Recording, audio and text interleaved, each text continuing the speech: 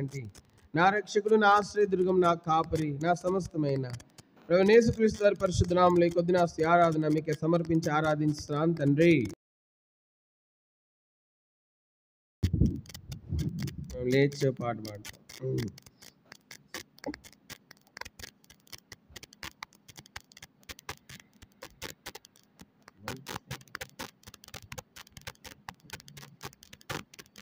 పాట సంఖ్య 104, 102 నుంచని పాడతాము. నా ప్రాణ ప్రియుడా యేసు రాజా, దాని మొదటి 2 చరణాలు పాడతాము. దాని తర్వాత 4, 5 చరణాలు. మొదటి 2, 4, 5 చరణాలు. పాట సంఖ్య 104, 102. నా ప్రాణ ప్రియుడా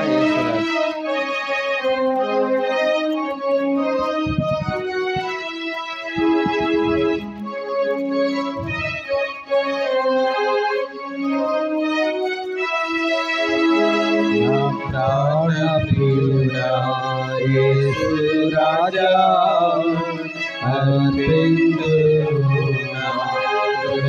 రాజా విరిగి నలిగిన ఆత్మతోను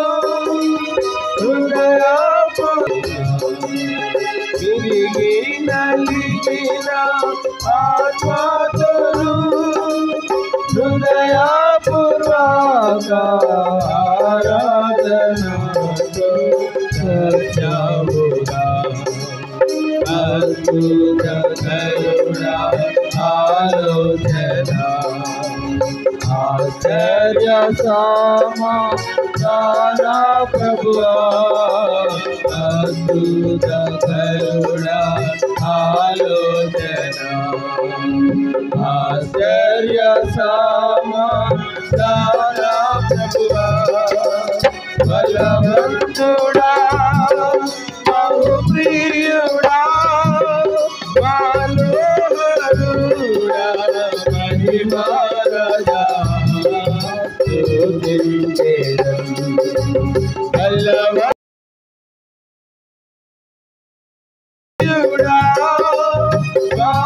మనోహరుడా మహిమరాజా స్తుతించెదను నా ప్రాణ ప్రియుడా యేసు రాజా అర్పింతును దయార్పణ తిరిగి నలిగిన ఆత్మతోను హృదయపూర్వక ఆరాధనతో సత్యముగా తిరిగి నలిగిన ఆత్మతోను హృదయపూర్వక ఆరాధనతో సత్యముగా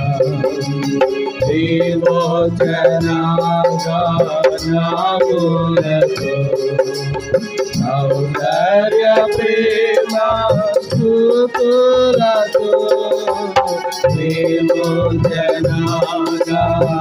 విమోచనగానములతో సౌందర్య ప్రేమ స్తుతులతో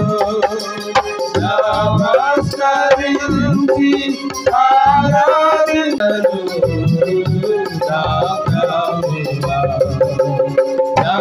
నమస్కరించి ఆరాధించును పాడేదను నా ప్రభువా ఆత్మకటించును రక్షణను కటించును నీ ప్రేమను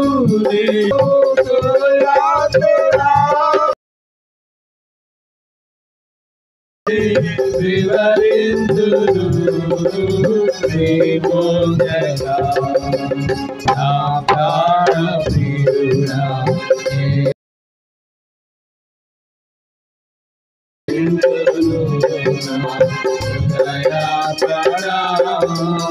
తిరిగి నలిగిన ఆత్మతోను హృదయపూర్వక ఆరాధనతో సత్యముగా తిరిగి నలిగిన ఆత్మతోను హృదయపూర్వక ఆరాధనతో సత్యముగా.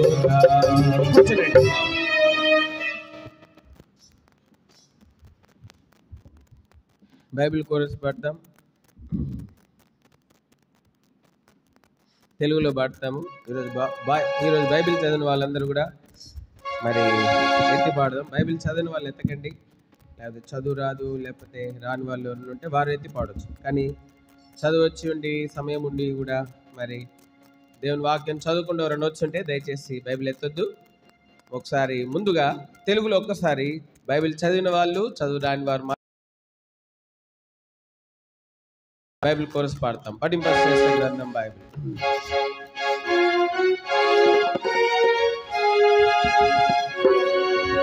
పఠింపశ్రేష్ఠ గ్రంథం బైబిల్, పఠింపశ్రేష్ఠ గ్రంథం బైబిల్. అనుదినము పఠించిన ప్రేమతోడ నడుపును ఓ పఠింపశ్రేష్ఠ గ్రంథం బైబిల్. అందరం కలిసి పాడదాం. రోజు బైబిల్ చదవడం మన తీర్మానం. పఠింపశ్రేష్ఠ గ్రంథం బైబిల్, పఠింపశ్రేష్ఠ గ్రంథం బైబిల్. అనుదినము పఠించిన ప్రేమతోడ నడుపును ఓ పఠింపశ్రేష్ఠ గ్రంథం బైబిల్. దయచేసి వంట దగ్గర కానీ సండే స్కూల్లో కానీ చెప్పిన వాళ్ళు మాత్రమే ఉండండి. ఇంకెవరైనా ఉంటే అనవసరమైన వారు, దేవుని సేవకుడు సేవకురాలు చెప్తే తప్పించి. కాబట్టి ప్రతి మనుషుడు తను తాను పరీక్షించుకుని వెళ్ళను, అలాగు చేసేటంతిని ఆ పాత్రలోనిది త్రాగవలెను. 29. ఇందువల్లనే మీలో అనేకులు బలహీన రోగులైనారు, చాలా మంది నిద్రించుచున్నారు. మనం తీర్పు పొందిన లోకంతో పాటు మనకు శిక్షావిధి కలగకుండానట్లు ప్రభు చేత శిక్షింపబడుచున్నాము.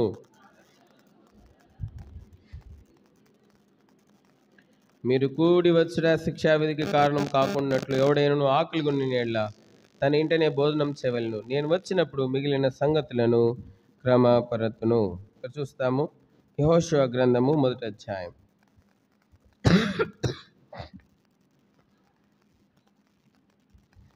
యెహోషువ గ్రంథం, బుక్ ఆఫ్ జాషువా చాప్టర్ 1.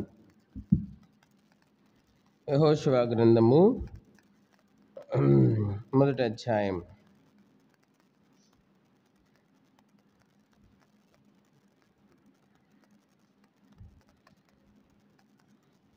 7-8 వచనాలు అందరం కలిసి చదువుకుంటాం.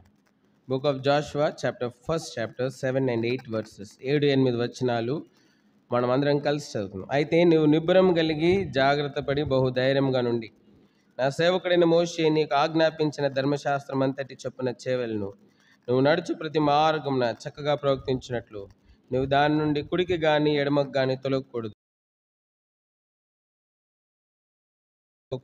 దానిలో రాయబడిన వాటన్నిటిని ప్రకారం చేయుటకు నువ్వు జాగ్రత్త పడినట్లు దివారాత్రము దాన్ని ధ్యానించినట్లా నీ మార్గమును వర్ధిల్లింపజేసుకుని చక్కగా ప్రవర్తించారు. ప్రేమ కలిగిన దేవుడి లేఖనాన్ని మన కొరకై దీవించి మనతో మాట్లాడినట్లు ప్రభుకు సహాయం కొరకై ప్రార్థన చేస్తాం.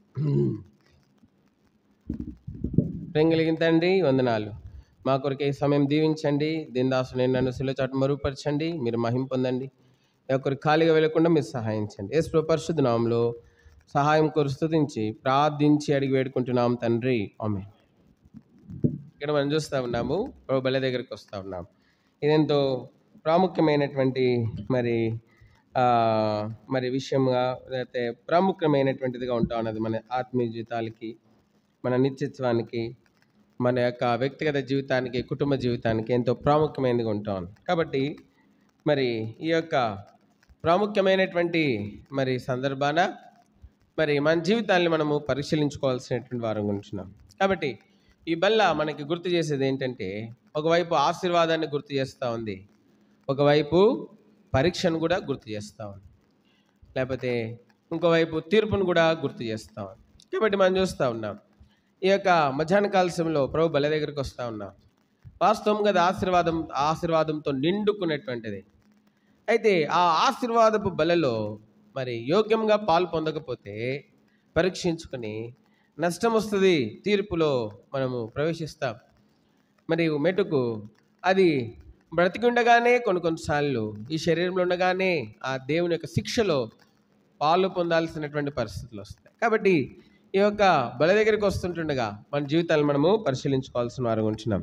కాబట్టి అందుకే యెహోషువ గ్రంథంలో మరి యెహోషువకి ప్రభువు చెప్పినటువంటి మాట ఏమిటంటే 7-8 వచనాలు. యెహోషువ గ్రంథం 7:7-8. అయితే నీవు నిబ్బరం కలిగి జాగ్రత్త పడి బహు ధైర్యంగా నుండి నా సేవ ధర్మశాస్త్రం అంటూ చెప్పిన సేవలను నీవు నడుచు ప్రతి మార్గంన చక్కగా ప్రవర్తించినట్లు. కాబట్టి దేవుని వాక్యంలో నుండి కుడికి కానీ ఎడమకు కానీ ఏం చేద్దంటే మనము తొలగకూడదు. మరి అంత మాత్రమే కాదు, 8వ వచనం,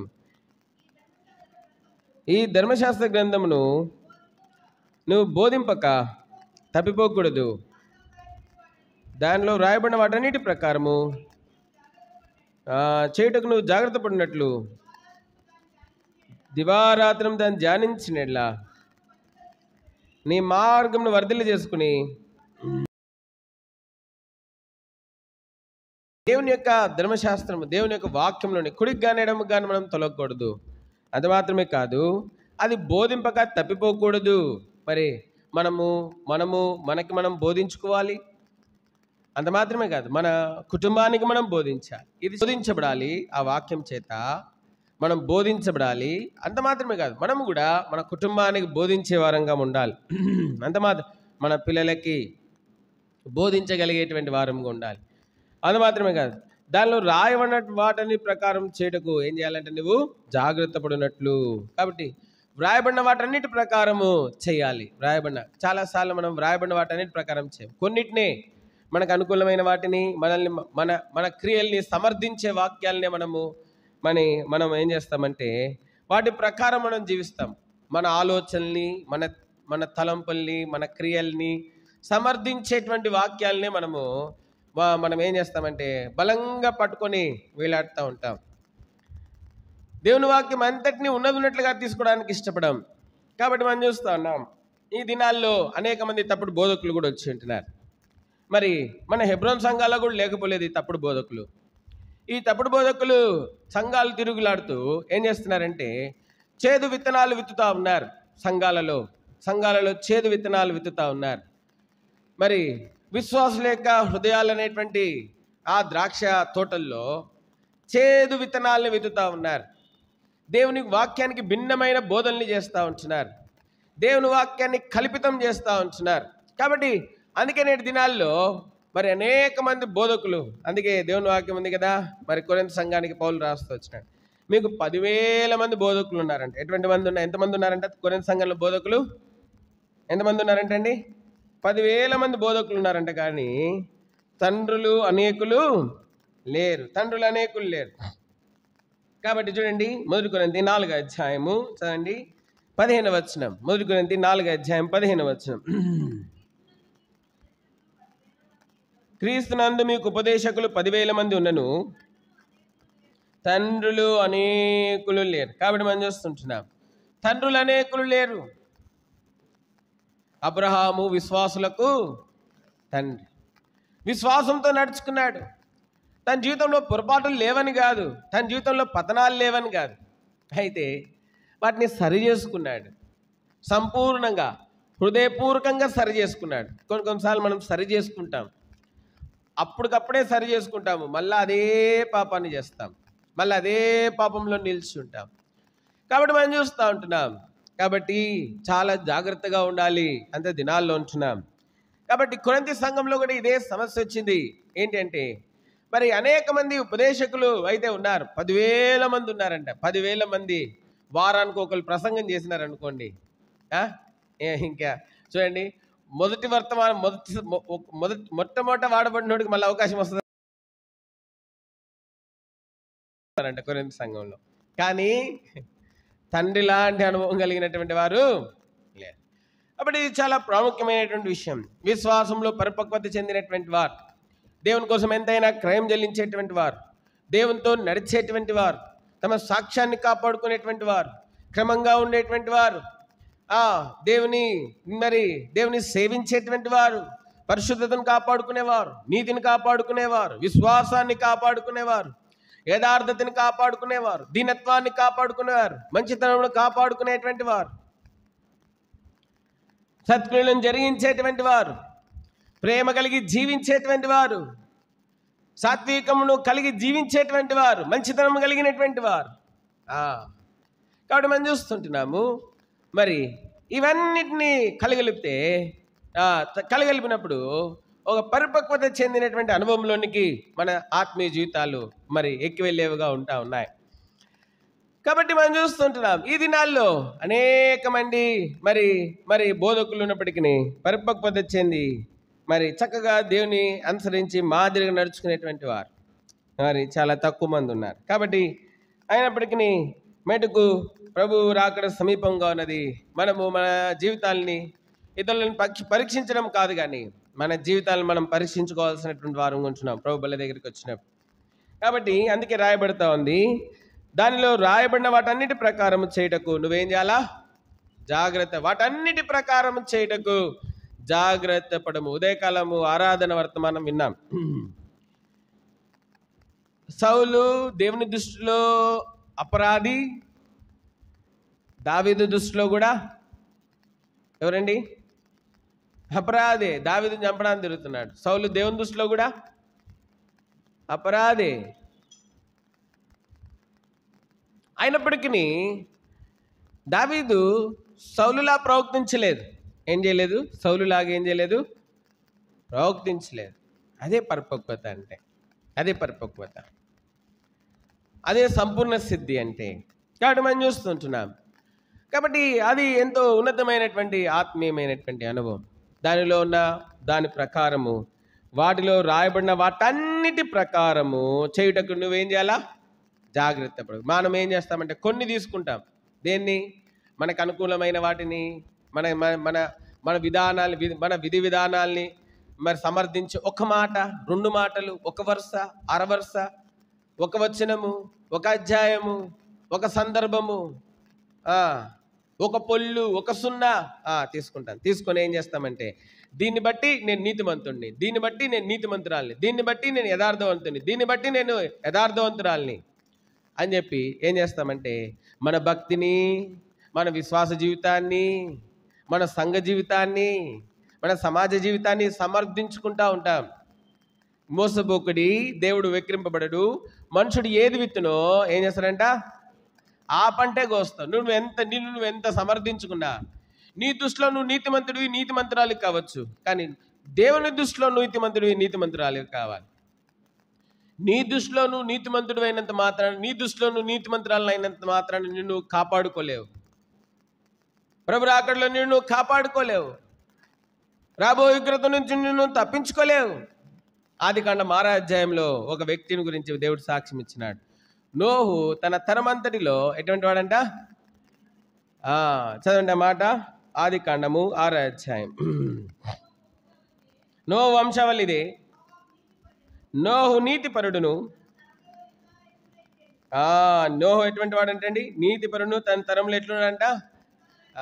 కాబట్టి దేవుని దృష్టిలో నీతిమంతుడుగా ఉన్నాడు. చాలా మంది మన దృష్టిలో మనం నీతిమంతులుగా ఉంటున్నాం. దేవుని దృష్టిలో నీతిమంతుడివేనా? దేవుని దృష్టిలో నీతిమంతురాలువేనా? కాబట్టి నీ నీతి ఎంత ఉన్నతంగా ఉంది. ఒకసారి దేవుని నీతిని గురించి ఆలోచించు ఒక్కసారి. అప్పుడు నీ నీతి మురికి పేలికగా కనబడుతుంది. అందుకే దేవుని వాక్యం బైబిల్ చెప్తా ఉంది.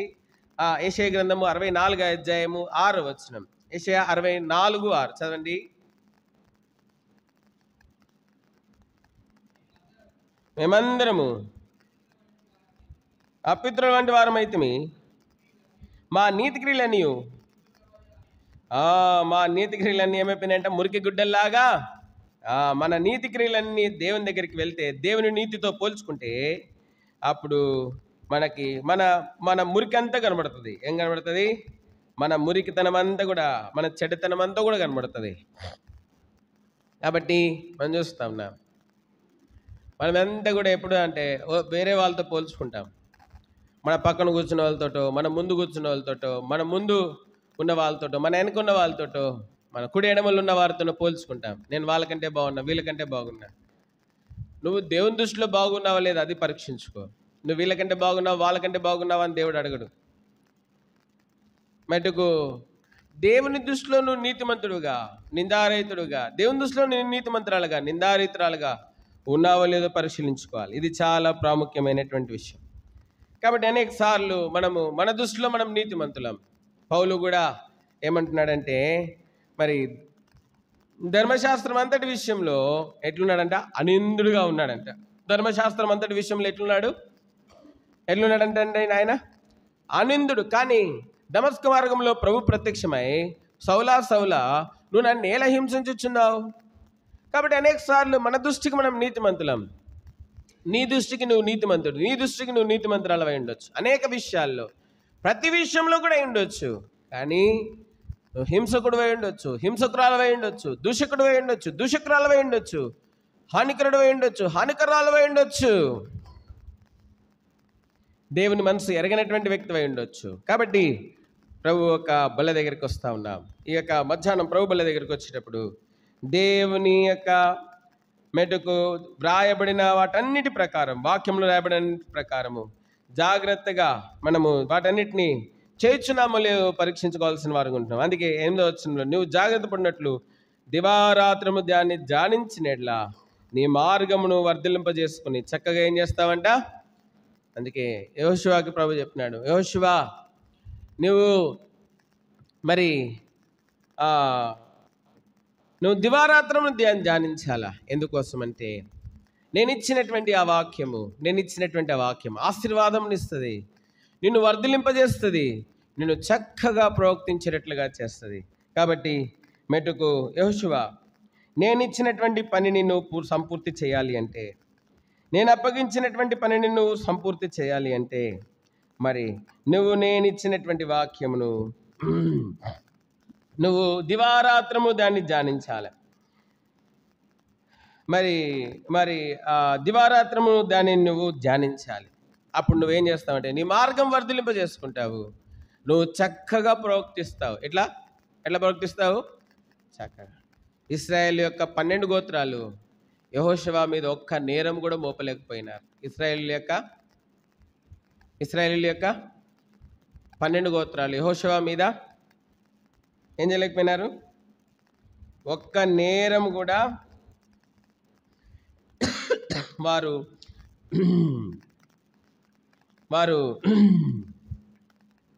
మోపలేకపోతూ వచ్చినారు. యెహోషువ గ్రంథం 1వ అధ్యాయము మొదటి 9 వచనాలు మార్చి చదువుకుందాం. యెహోవా సేవకుడైన మోషే మృతి పొందిన తర్వాత యెహోవా నూను కుమారుడును మోషే పరిచారకుడైన నేను యెహోషువకు ఇలాగు సెలవిచ్చి, నా సేవకుడైన మోషే మృతి నొందెను. 2వ వచనం,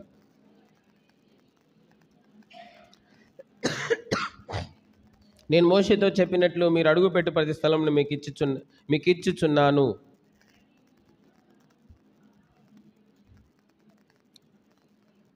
నీవు బ్రతుకు దినములన్నిటిను ఏ మనుషుడిని ఎదుట నిలవలేకుండును, నేను మోషేకు తోడైనట్లు నీకును తోడైందును.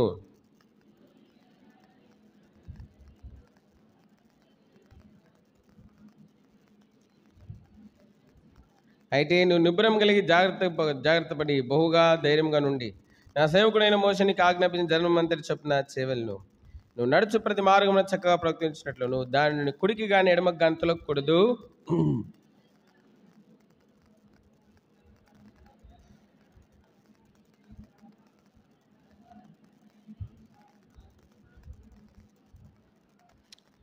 నేను నీకు ఆజ్ఞాపించున్నాను కదా, నిబ్బరం కలిగి ధైర్యం ఉండము, దిగులు పడకము, జడియకము, నువ్వు నడుచు మార్గమంతట్లో నీ దేవుడైన యెహోవా నీకు తోడే. కాబట్టి దేవుడు యెహోషువకి మరి ఒక మరి ఒక బాధ్యత అప్పగించినాడు. ఏంటి ఆ బాధ్యత అంటే, ఇశ్రాయేలు 12 గోత్రాలకి ఏం చేయాలా? కానాను దేశాన్ని ఏం చేయాలా?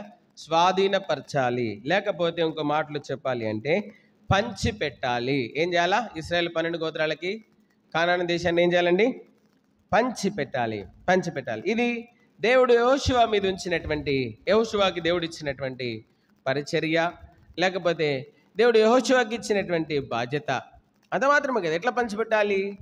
దాని ముందు శత్రువుతో యుద్ధం చేయాలా?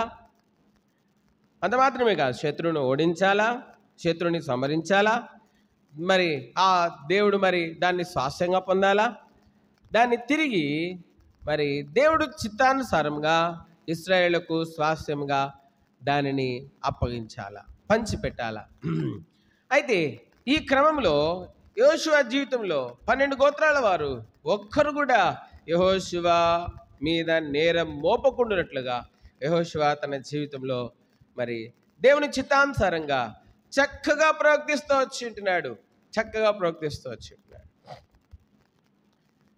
కాబట్టి ఈ యొక్క ప్రభు బలి దగ్గరికి వస్తూ ఉన్నాం. నీ జీవితము, నీ ప్రవక్తన ఏ విధంగా ఉంది? చక్కగా ప్రవర్తించగలుగుతున్నామా? సంఘంలో, కుటుంబంలో, పిల్లలతోటి, భార్యతోటి, భర్తతోటి, విశ్వాసులతోటి, అధికారులతోటి, మళ్ళీ కాల్చున్నటువంటి కాపర్లతోటి, సేవకులతోటి, బాధ్యత గల వారితోటి, లేకపోతే మనం చక్కగా ప్రవర్తించగలుగుతున్నామా?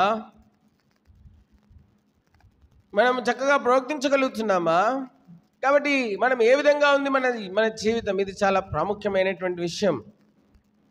కాబట్టి యెహోషువ అయితే చాలా చక్కగా మరి ప్రవర్తిస్తూ వచ్చి ఉంటున్నాడు. 12 గోత్రాల వారు ఒక చిన్న నేరం కూడా యెహోషువ మీద మోపకుండంతగా, అంత నీతితో, అంత యథార్థంగా, అంత పవిత్రంగా మటుకు యెహోషువ ప్రవర్తిస్తూ వచ్చి ఉంటున్నాడు. దానికంతటికి కారణం ఏంటి అంటే దేవుని యొక్క ధర్మశాస్త్రము. దానంతటి కారణం ఏంటి? దేవుని యొక్క ధర్మశాస్త్రం, దేవుని యొక్క వాక్యం. కాబట్టి దేవుని వాక్యానికి నీ జీవితంలో చోటు ఎంత ఉంది? దేవుని వాక్యానికి అసలు నీ జీవితంలో చోటు ఉందా? నీకు దేవుని వాక్యం ఎంతో తెలుసుండొచ్చు, కానీ దేవుని వాక్యము తెలుసుకోవడం ప్రాముఖ్యం కాదు. దేవుని వాక్యము తెలుసుకుని దాని ప్రకారము జీవించడం చాలా ప్రాముఖ్యం. నీకు దేవుని వాక్యం అంతా తెలుసుండొచ్చు, కానీ నువ్వు దేవుని వాక్యం ప్రకారం జీవించడం లేదు. వీళ్ళు బాగున్నారా, వాళ్ళు బాగున్నారా, వీళ్ళు వాళ్ళలాగున్నారా, వీళ్ళు వీళ్ళలాగున్నారా, అవన్నీ అనవసరం.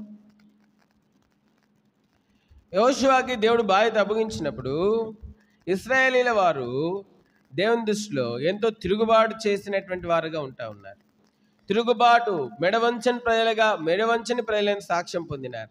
అంత మాత్రమే కాదు, యెహోషువకి దేవుడు బాధ్యత అప్పగించినప్పుడు ఇశ్రాయేలీల మీద దేవుని తీర్పు బయలువెళ్ళింది. ఏమని? ఈ తరం వారు ఒక్కరు కూడా నా విశ్రాంతిలో ప్రవేశింపరు అని చెప్పి దేవుని తీర్పు బయలువెళ్ళింది. కాబట్టి నీ చుట్టూన్న వాళ్ళు ఎవరు బాగలేకపోయి ఉండొచ్చు, ఎవరు కూడా క్రమంగా ఉంటున్నట్లుగా కనబడకపోవచ్చు. అయితే మట్టుకు మన సొంత రక్షణను మనం ఎంతో భయంతో, వణుకుతో కొనసాగించుకోవాల్సిన వారం ఉంటున్నాం. మన చుట్టూన్న వారిని వైపు కాదు. అందుకే యెషయా గ్రంథం 2వ అధ్యాయంలో వాని నాసికారంధ్రంలో జీవవాయువు గల వాడిని ఏ విషయంలో ఏం చేయొచ్చు? లక్ష్య పెట్టవచ్చు. కాబట్టి మనం చూస్తున్నాం, మనం ప్రభు వైపు చూడవలసినటువంటి వారంగా ఉంటున్నాం. అందుకే మరికు హెబ్రీయులకు రాసినటువంటి పత్రిక 12వ అధ్యాయంలో మనం చూస్తున్నాం, విశ్వాసమునకు కర్తయు దాన్ని కొనసాగించువాడైనా యేసు వైపు చూడాలి, ప్రభు వైపు చూడాలి.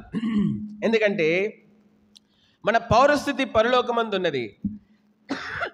అక్కడ నుండి యేసు మన కొరకై తిరిగి త్వరలో రానయింటా ఉన్నాడు. కాబట్టి నీకు పరలోకపు పౌరస్థితి ఇచ్చినటువంటి ప్రభు అయిన యేసు వైపు చూడాలి. నీకు పరలోక రాజ్య వారసుడిగా చేసినటువంటి యేసుక్రీస్తు ప్రభు వారి వైపు చూడాలి. నీకు పరలోక శాంతి సమాధానం అనుగ్రహించినటువంటి ప్రభు అయిన యేసుక్రీస్తు వారి వైపు చూడాలి.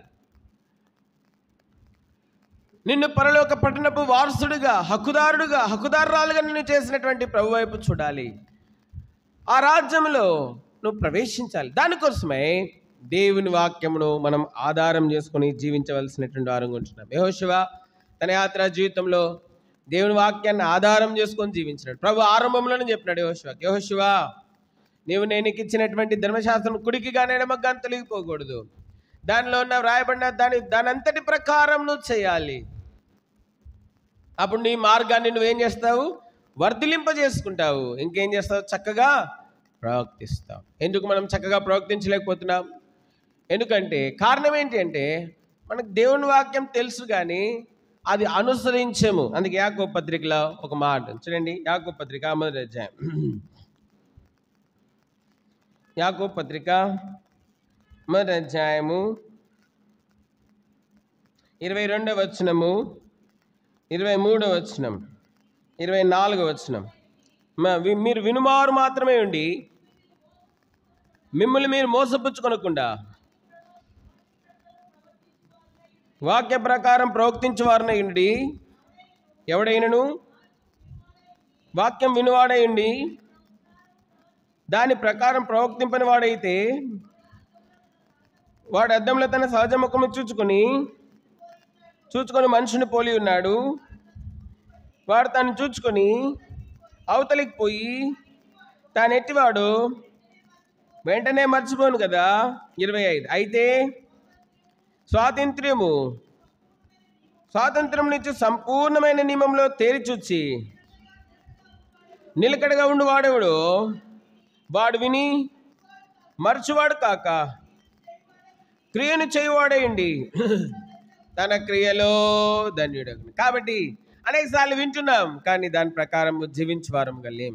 దేవుని వాక్యం ఎంతో శక్తి కలిగినది, అధికారం కలిగినది, కృపతో నిండుకున్నది, మహత్యం కలిగినటువంటిది, ఎంతో మధురమైనటువంటిది, మరి ఎంతో కృపామయమైనదిగా ఉంటాను. చూద్దాం. చూడండి, లూకాసు వార్త. ఎందుకు దేవుని వాక్యమును మనం అనుసరించాలి? లూకాసు వార్త చూడండి,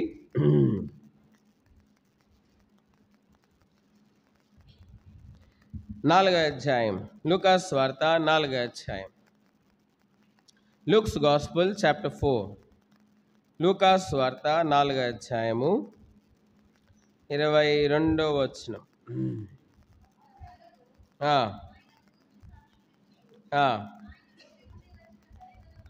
అప్పుడు అందరూ ఆయన గురించి సాక్ష్యం ఇచ్చుట ఆయన నోటి నుండి వచ్చిన దయగల మాటలకు ఆశ్చర్యపడి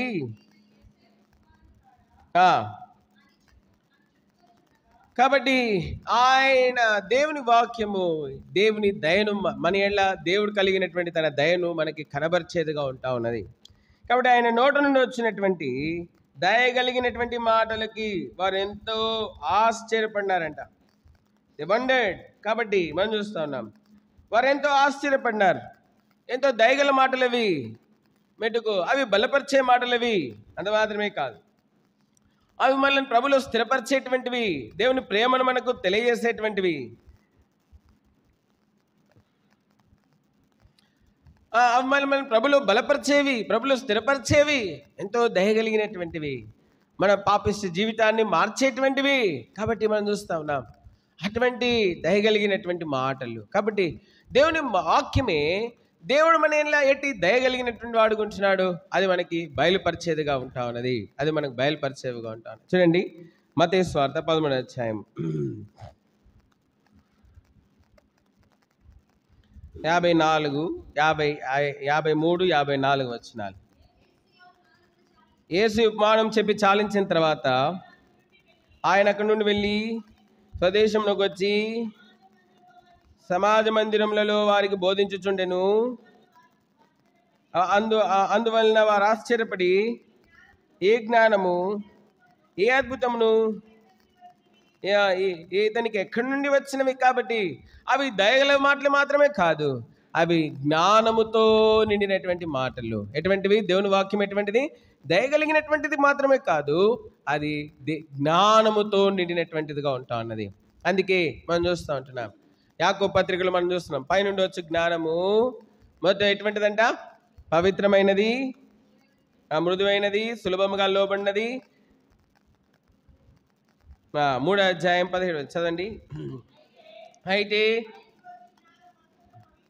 పైనుండి వచ్చే జ్ఞానం మొట్టమొదట పవిత్రమైనది, తర్వాత సమాధానకరమైనది, మృదువైనది, సులభముగా లోబడినది, కనికరంతోనూ మంచి ఫలములతోనూ నిండుకున్నది, పక్షపాతమైనను వేషధారణైనను కాబట్టి పైనుండి వచ్చేటువంటి జ్ఞానము.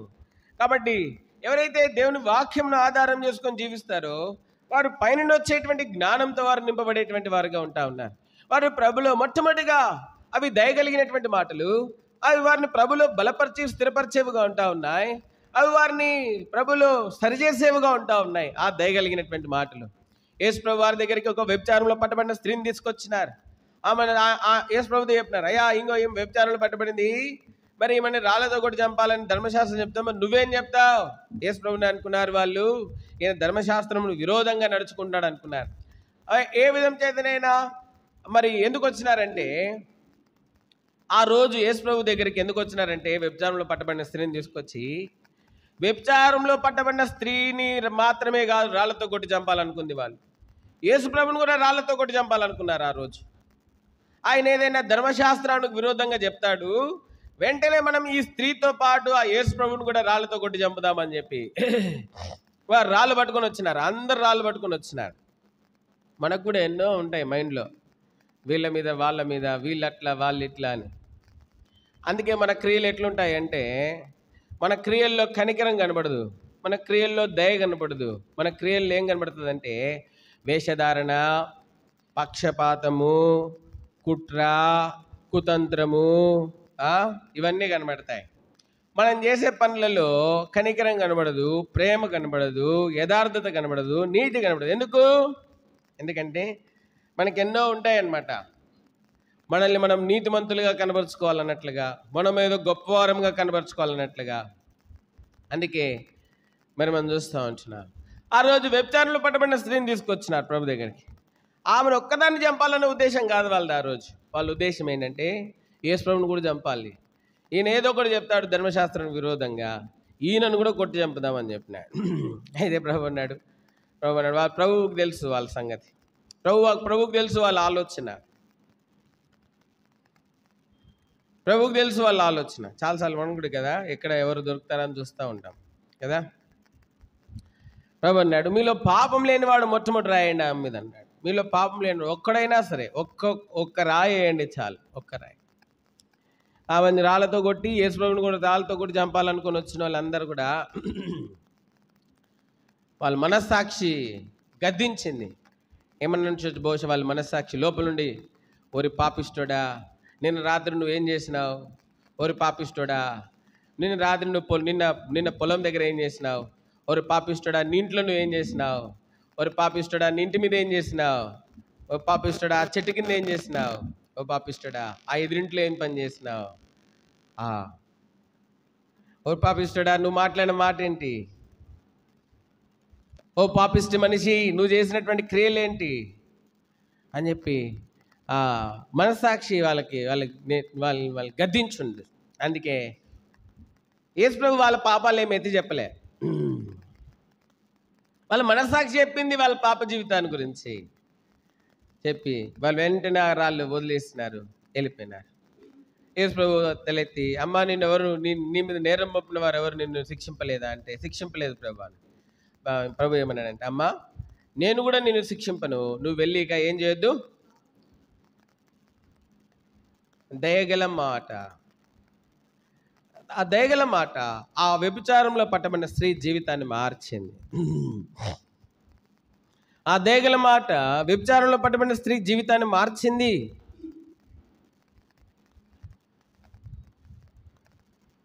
అట్లా ప్రభు యొక్క దయగల మాట, మరి అదే ప్రభువు మళ్ళా మందిరాన్ని పాడు చేసినారు. కొంతమంది మందిరాన్ని ఏం చేసినారు, వ్యాపార కేంద్రంగా మార్చినారు. ప్రభు ఏం చేసినాడు, వాళ్ళని క్షమించినాడా, వాళ్ళతో దయగా మాట్లాడినాడా, ఏం చేశాడండి? కురడా తీసుకుని, నా మందిరము ఏమిటిది, సమస్త యూదులకు ప్రార్థనాలయం, మీరు దాన్ని ఏం చేసినారు, దొంగల గుహగా. మరి దేవుడు ఈ వ్యభిచారంలో పట్టబడిన స్త్రీని ఏమో కనికరించినాడు, దేవుని ఆలయాన్ని పాడు చేసిన వారిని ఎందుకు కనికరించలేదు? ఎందుకు కనికరించలేదు? ఎందుకు దయగా మాట్లాడలేదు? వారికి తెలుసు దేవుని మందిరంలో చేయకూడని పనులు చేస్తున్నామని తెలుసు. వారు చేసే పని దేవుని మహిమ కొరకు కాదు, వారు తమ ఘనత కొరకు, ఆర్జించుకోవడం కోసము, తమ స్వకీర్తి కొరకు, తమ అధికారాన్ని కనబరుచుకోవడం కోసము చేస్తూ వచ్చింటున్నారు. కాబట్టి మరి మనం చూస్తూ ఉన్నాం, ఈమెది బలహీనత, ఈమెది అవసరమై ఉండొచ్చు వ్యభిచారంలో పట్టబడిన స్త్రీ. కానీ అది వారు స్వకీర్తి కొరకు, అర్జన కొరకు, తమ అధికారాన్ని కనబరుచుకోవడం కోసము అది వారు చేస్తున్నటువంటి పని. కాబట్టి ప్రభు యొక్క కనికరం ఎంత, ప్రభు యొక్క దయ ఎంత గొప్పది. కాబట్టి మనం చూస్తాం ప్రభు యొక్క దయ. అంత మాత్రమే కాదు, రెండోది మనం జ్ఞానము, దేవుని వాక్యము పరలోక జ్ఞానంతో నిండుకున్నటువంటిదిగా ఉంటా ఉన్నది. యేసు ప్రభుని గురించి బయలుపరిచేదిగా ఉంటా ఉన్నది. అంత మాత్రమే పరలోక జ్ఞానము. అది మొట్టమొదటి చదివినాం కదా. మొట్టమొదటి ఎటువంటిది అంటే అది సమాధానకరమైనది, పవిత్రమైనది, సమాధానకరమైనది, మృదువైనది, సులభంగా లోబడినది, కనికరంతోనూ మంచి ఫలంతో నిండుకునేది, పక్షపాతమైన వేషధారణ లేనిదినై ఉన్నది. కాబట్టి దేవుని వాక్యము పరలోక జ్ఞానంతో నిండుకుని ఉన్నది, పరలోక జ్ఞానంతో నిండుకుని ఉన్నది. అంత మాత్రమే కాదు, యోహాను సువార్తలో ప్రభు చెప్పినాడు కదా, మీరు లేఖనాన్ని పరిశోధించున్నారు వాస్తవమే, అయితే ఆ లేఖనము ఏం చెప్తా ఉందంట, నా గురించి తెలియజేస్తాను. యోహాను సువార్త 5వ అధ్యాయం చూడండి, 3వదిగా చూద్దాం. యోహాను సువార్త 5వ అధ్యాయము 39వ వచనం చదండి. యోహాను సువార్త 5:39 చదండి. లేఖనం నిత్యజీవము కలదని తలంచచ్చు, దాన్ని పరిశోధించున్నారు, అవే నా గురించి ఏం చేస్తా ఉన్నాయంట, సాక్ష్యం. కాబట్టి 3వదిగా మనం చూస్తూ ఉంటున్నాము, మరి దేవుని వాక్యము దేవుని గురించి, యేసు ప్రభుని గురించి మరి సాక్ష్యం ఇచ్చేదిగా ఉంటా ఉన్నది. ఆయన ఎట్టివాడు, ఆయన ఎటువంటి పవిత్రుడు, ఆయన ఎటువంటి పరిశుద్ధుడు, ఆయన ఎటువంటి నిష్కలంకుడు, ఆయన ఎటువంటి యథార్థవంతుడు, ఎటువంటి తేజస్సు కలిగిన వాడు, ఆయన తీర్పులు ఏమైనవు, ఆయన న్యాయ విధులు ఏమైనవు, ఆయన శాసనములు ఏమైనవు, ఆయన కట్టడములు ఏమైనవు, ఆయన ఆజ్ఞలు ఏమైనవు, ఆయన ఉపదేశములు ఏమైనవు, ఆయన శాసనములు ఏమైనవు, ఆయన కనికరములు ఏమైనవు, ఆయన దయ ఏమైనదు, ఆయన ఆశీర్వాదము, ఆయన దీవెన, ఆయన మేలు, ఆయన ఉపకారము ఏమైనదో దాని గురించి తెలియజేసేదిగా ఉంటా ఉన్నది. ఆయన ప్రధాన యాజకత్వం ఎటువంటిదో, ఆయన కాపురత్వం ఎటువంటిదో, ఆయన ఎట్టి రాజు అయి ఉంటున్నాడు, ఆయన రాజ్యం ఎట్టిదో, ఆయన అధికారం, ఆయన ప్రభావము, ఆయన మహిమ ఎట్టిదో దాని గురించి, ఆయన అధికారం ఎట్టిదో దాని గురించి తెలియజేసేదిగా ఉంటాను. అందుకే 3వదిగా మనం చూస్తుంటున్నాం, యోహాను సువార్త 5:39లో లేఖనములందు మీకు నిత్యజీవము కలదని తలంచున్నారు, వాటిని పరిశోధించున్నారు, అవే నన్ను గురించి ఏం చేస్తా ఉన్నాయంట, సాక్ష్యం ఇచ్చుచున్నవి. అందుకే దేవుని వాక్యంలో నుండి కుడికి కానీ ఎడమకు కానీ తొలగకూడదు, దాన్ని దివారాత్రం ధ్యానించాలి. అప్పుడు మనం ఏం చేస్తామంటే మన మార్గంలో చక్కగా వర్ధిలింపజేసుకుని ఏం చేస్తామంటే చక్కగా ప్రవర్తిస్తాం. కాబట్టి 3 విషయాలను చేస్తాం. 4వదిగా మనం ఇంకో విషయం చూద్దాం. చూడండి, లూకాసు వార్త 4వ అధ్యాయం, లూకాసు వార్త 4వ అధ్యాయం 32వ వచనం. ఆయన వాక్యము అధికారముతో కూడినదై ఉండెను. ఎటువంటిదంటే ఆయన వాక్యము అధికారముతో కూడినదై ఉండెను కనుక వారు ఆయన బోధకు ఏం పోయినారంట, ఆశ్చర్యపడినారు. ఎన్ని విషయాలు చెప్పినాను ఇప్పటికి? 3 విషయాలు. మొట్టమొదటిది ఏంటి, దయ కలిగినటువంటి. రెండోది ఏంటి, జ్ఞానముతో నిండినటువంటిది. ఎటువంటి జ్ఞానం అది? పైనుండి వచ్చు జ్ఞానం, పరలోక జ్ఞానం. మూడోది ఏంటి, దేవుని గురించి తెలియజేస్తాను దేవుని వాక్యం. యోహాను సువార్త 5వ అధ్యాయము 39వ వచనం. 4వది ఏంటంటే ఆయన దేవుని వాక్యం ఎటువంటిదంట, ఆయన వాక్యం అధికారంతో కూడినది ఉండేది కనుక వారు ఆయన బోధకి ఏమైనారంట, ఆశ్చర్యపడినారు. అధికారం మరి మనం చూస్తుంటున్నాం, అధికారంతో కూడినది. కాబట్టి మనం చూస్తుంటున్నాం ఆయన అధికారముతో వారికి బోధించుచూ ఉండెను. దేవుని యొక్క వాక్యము సమస్త అధికారం ఉంది దేవుని వాక్యానికి. ఒక వ్యక్తి జీవితాన్ని ఏ విధంగానైనా మార్చగలదు దేవుని వాక్యం. లూకాసు వార్త 5వ అధ్యాయము 17వ వచనం. లూకాసు వార్త 5వ అధ్యాయం 17వ వచనం.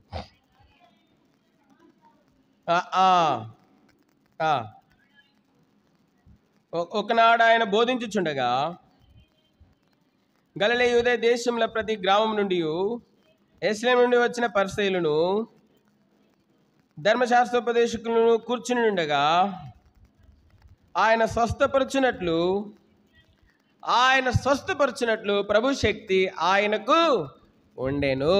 కాబట్టి మనం చూస్తుంటున్నాం ఇక్కడ మనం చూస్తుంటున్నాం పరిసయ్యులు, ధర్మశాస్త్రోపదేశకులు వీరందరూ కూడా ఉన్నారంట.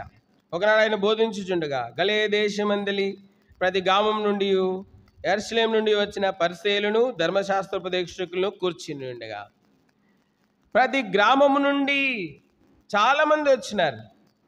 ఎవరు వీళ్ళంతా? పరిసయ్యులు, ధర్మశాస్త్రోపదేశకులు.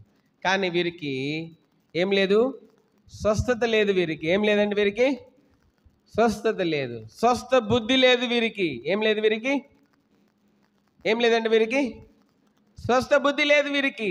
అయితే ప్రభు కంట వారిని స్వస్థపరిచేటువంటి అధికారము లేకపోతే శక్తి ఉందంట.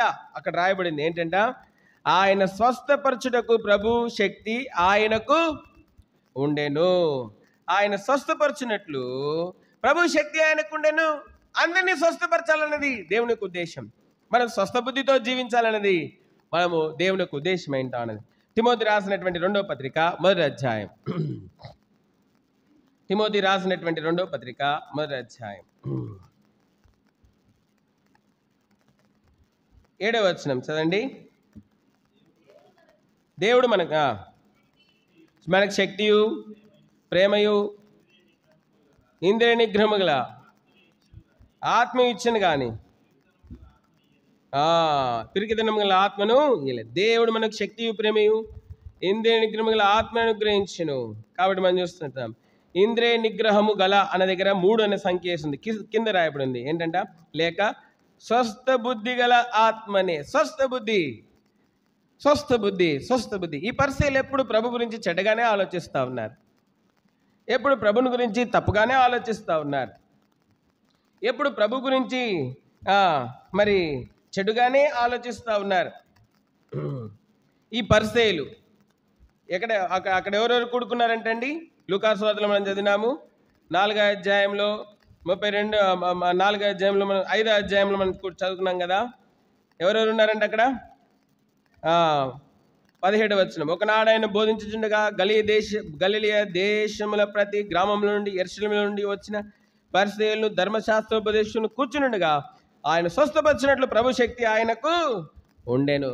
ఈ పరిసయ్యులు, ఈ ధర్మశాస్త్రోపదేశకులు ఎప్పుడు ప్రభు గురించి చెడ్డగానే ఆలోచిస్తారు, మంచిగా ఆలోచించడం లే. మనం కూడా అంతే, చాలాసార్లు ఎప్పుడు పక్కల గురించి చెడ్డగానే ఆలోచన చేస్తాం. నీకేం తెలుసు వాళ్ళ మనసునం ఏందో, నీకేం తెలుసు వారి గురించి. యేసు ప్రభు దగ్గరికి నతానియేలు అనేటువంటి ఒక ఆయన వచ్చినాడు. నతానియేలు అందరి దృష్టికి సామాన్యమైన వాడుగా ఉన్నాడు. కానీ ప్రభు నతానియేలు చూడంగా అన్నాడు, ఇదిగో ఇతడు నిజంగా ఇశ్రాయేలీయుడు, ఇతని యందు ఏ కపటమును. నీకేం తెలుసు ఇతరుల గురించి? మనుషులు పైరూపం లక్ష్య పెట్టుదురు కానీ యెహోవా దేని లక్ష్య పెడతాడంట? హృదయం లక్ష్య పెడతాడు. మనిషిని పైరూపం నువ్వు లక్ష్య పెడుతున్నావు, పైరూపం కాదు. నువ్వు హృదయం చూడగలవా? మనసులో ఎవరు హృదయంలో ఎట్టి భారముతో ఉన్నారో చూడగలవా? లూకా సువార్త 7వ అధ్యాయము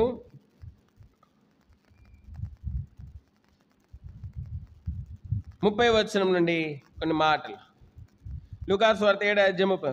పరిసయ్యులను ధర్మశాస్త్రోపదేశకులు అతని చేత బాప్తిసం పొందక తమ విషయమై దేవుని సంకల్పమును నిరాకరించిరి. కాబట్టి ఈ తరము మనుషులను నేను దేనితో పోల్చుదును? వారు దేని పోలి ఉన్నారు? సంత వీధుల్లో కూర్చుండి ఉండి మీకు పిల్లను కూడా ఊదితుమి కానీ మీరు నాట్యమాడరైతిరి, ప్రలాపించదుమి కానీ మీరు ఏడవరైతిరి అని ఒకనితో ఒకడు చెప్పుకొని పిలుపులాటలాడుకొని పిల్లకాయలను పోలి ఉన్నారు. బాప్తిస్మ యోహాను రొట్టె తినకయు ద్రాక్షరసం త్రాగకి వచ్చాను కనుక వీడు దయ్యం పట్టిన వాడని మీరు అనుచున్నారు.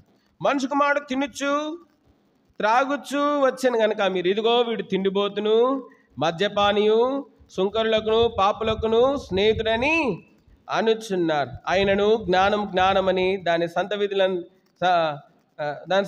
దాని సంబంధులందరిని బట్టి ఏం చేస్తానంటే తీర్పు పొందునండి. కాబట్టి ఈ యొక్క పరిసయ్యులు 30వ వచనంలో ధర్మశాస్త్రోపదేశకులు అంట దేవుని సంకల్పాన్ని ఏం చేస్తున్నారు? నిరాకరించినారు. దేవుని సంకల్పాన్ని నిరాకరించినారు అంటే దేవుని వాక్యాన్ని నిరాకరించినారు. అంత మాత్రమే కాదు, ఈ పరిసయ్యులు ధర్మశాస్త్రోపదేశకులు యేసుప్రభుని గురించి ఏం చెప్తున్నారంటే తెలుసా? యేసుప్రభుని అంటే వీడు తిండిబోతును, మద్యపానీయు, సుంకరులకును, పాపులకును ఎటువంటి వాడంట? ఈ పరిసయ్యులు, ఈ ధర్మశాస్త్రోపదేశకులు వారికి ఉన్నటువంటి ఆ కొంచెం మిడిమిడి జ్ఞానంలో ఇతరులను తీర్పు తీరుస్తూ ఉన్నారు. బుద్ధి జ్ఞానంలో సర్వసంపద కలిగినటువంటి ప్రభు నతానేలుని చూసి, ఇదిగో ఇతడు నిజంగా ఇశ్రాయేలీయుడు, ఇతని యందు ఏ కపటం లేదని చెప్పగలిగాడు. నీకేం తెలుసు? నీ బుద్ధి ఎంత, నీ జ్ఞానం ఎంత, నీ అనుభవం ఎంత? దావీదుని చూసినప్పుడు ఉదయ కాలం ఆరాధన వర్తమానం విన్నాడు. దావీదుని చూసినప్పుడు సౌలు అన్నాడు, అయ్యా నువ్వు బాలుడివి. వాడు ఎటువంటి వాడు? గొలియాతు బాల్యం నుండి యుద్ధాభ్యాసము చేసినటువంటి. నువ్వెవరు? గొలియాతు ముందు నువ్వు ఎటువంటి వాడివి? బాలుడివి, ఒక పిల్లకాయవి. నేనే రాజుని, కవచం ధరించుకొని కత్తి పట్టుకొని యుద్ధాలు చేసిన నేనే. గొలియాతు ముందుకు వెళ్ళడానికి గుండె ధైర్యం సరిపోట్లే, నువ్వేమో గొలియాతు ముందుకు వెళ్తా అంటున్నావు. దావీదుకున్న జ్ఞానము, దావీదుకున్నటువంటి అనుభవ జ్ఞానం సౌలుకి తెలియదు. సౌలు దావీదు యొక్క పైరూపాన్ని చూస్తున్నాడు. బాలుడు, ఎర్రని వాడు, చక్కటి నేత్రములు కలిగినటువంటి వాడు. దావీదుని చూసి బాలుడు అన్నాడు. అయితే సరే, అయితే దావీదు చెప్పాడు, కాదయ్యా వాస్తవమే, నేను వయసును బట్టి బాలుడునే. అయితే నా అనుభవం చెప్తాను విను. అరణ్యములో నా తండ్రి యొక్క చిన్న మందను కాస్తున్నప్పుడు బొబ్బరించుచు కొదుమ సింహం వచ్చింది. అయితే అది గొర్రెని ఎత్తుకుపోవాలని వచ్చింది. అయితే నేను దాన్ని వెంటాడి ఆ సింహము నోట్లో నుండి గొర్రె పిల్లను విడిపించినాను. ఆ సింహమును చంపినాను, చీల్చివేసినాను. అవునా? ఇంతేకాదు, నా అనుభవ సాక్ష్యం చూడు. అరణ్యంలో మరొకసారి నాకు తండ్రి యొక్క చిన్న మందను కాస్తున్నప్పుడు ఎలుగుబంటి వచ్చింది గొర్రెని తీసుకొని పోవాలని. అయితే ఆ ఎలుగుబంటి బలం ఎంతండి? యవనస్తుడు బలం ఎంత? ఈ బాలుడు బలం ఎంత ఎలుగుబంటి ముందు? అయితే నేను ఆ ఎలుగుబంటిని కూడా చంపినాను, ఎలుగుబంటి నోట్లో నుండి గొర్రెని విడిపించినాను. అవునా? అవును. కాబట్టి సున్నతి లేని ఇశ్రాయేలీ, ఈ యొక్క ఐగుప్తీయుడు ఇశ్రాయేలును దూషించడానికి ఏ పార్టీ వాడు కనుక నేను వెళ్తాను. అవునా? సరే, నువ్వు చెప్తున్న దానిని బట్టి దేవుడు నీకు సహాయం చేస్తాడు. నా కవచము, నా యుద్ధోపకరణములన్నీ ధరించినాడు. నాకు వాడుకు లేవని చెప్పినాడు, విడిచిపెట్టినాడు. కాపరి వస్త్రాలతో పోయినాడు. ఏ వస్త్రాలతో సింహం చంపినాడు, ఏ వస్త్రాలతో ఎలుగుబండిని చంపినాడు, అదే వస్త్రాలతో ఏ కర్రతో సింహాన్ని చంపినాడు, ఏ కర్రతో ఎలుగుబండిని చంపినాడు, అదే కర్రతో ఏ వడిసెలతో సింహాన్ని చంపినాడు, ఏ వడిసెలతో ఎలుగుబండిని చంపినాడు, అదే వడిసెలతో, అదే కాపరి వస్త్రాలతో, అదే కాపరి కర్రతో, అదే కాపరి వడిసెలతో దావీదు పోయి గొలియాతును చంపి వచ్చినాడు. కాబట్టి మనం చూస్తూ ఉంటున్నాము. కాబట్టి మరి అనేక సార్లు మన జీవితంలో తీర్పులముగా ఉండడానికి ఇష్టపడతాం. నీ తీర్పులు సరైనవి కావేమో నీకున్న జ్ఞానంను బట్టి. ఒకసారి నీ జ్ఞానం ఎంతో ఒకసారి పరిశీలించుకో. దేవుని సన్నిధిలోకి వెళ్ళి నువ్వెంత అజ్ఞానివో దేవుడు నీకు చూపిస్తాడు. నీ జ్ఞానం ఎంతదో దేవుడు నీకు చూపిస్తాడు. నువ్వెంత అజ్ఞానివో, నువ్వెంత అవివేకువో. అందుకే ప్రభు చెప్పినాడు, జ్ఞానులను సిగ్గుపరచుటకు ఎవరిని ఏర్పరచుకున్నాను? వేరేవారిని ఏర్పరచుకున్నాను. మనం చాలాసార్లు అనుకున్న కొంచెం అనుభవము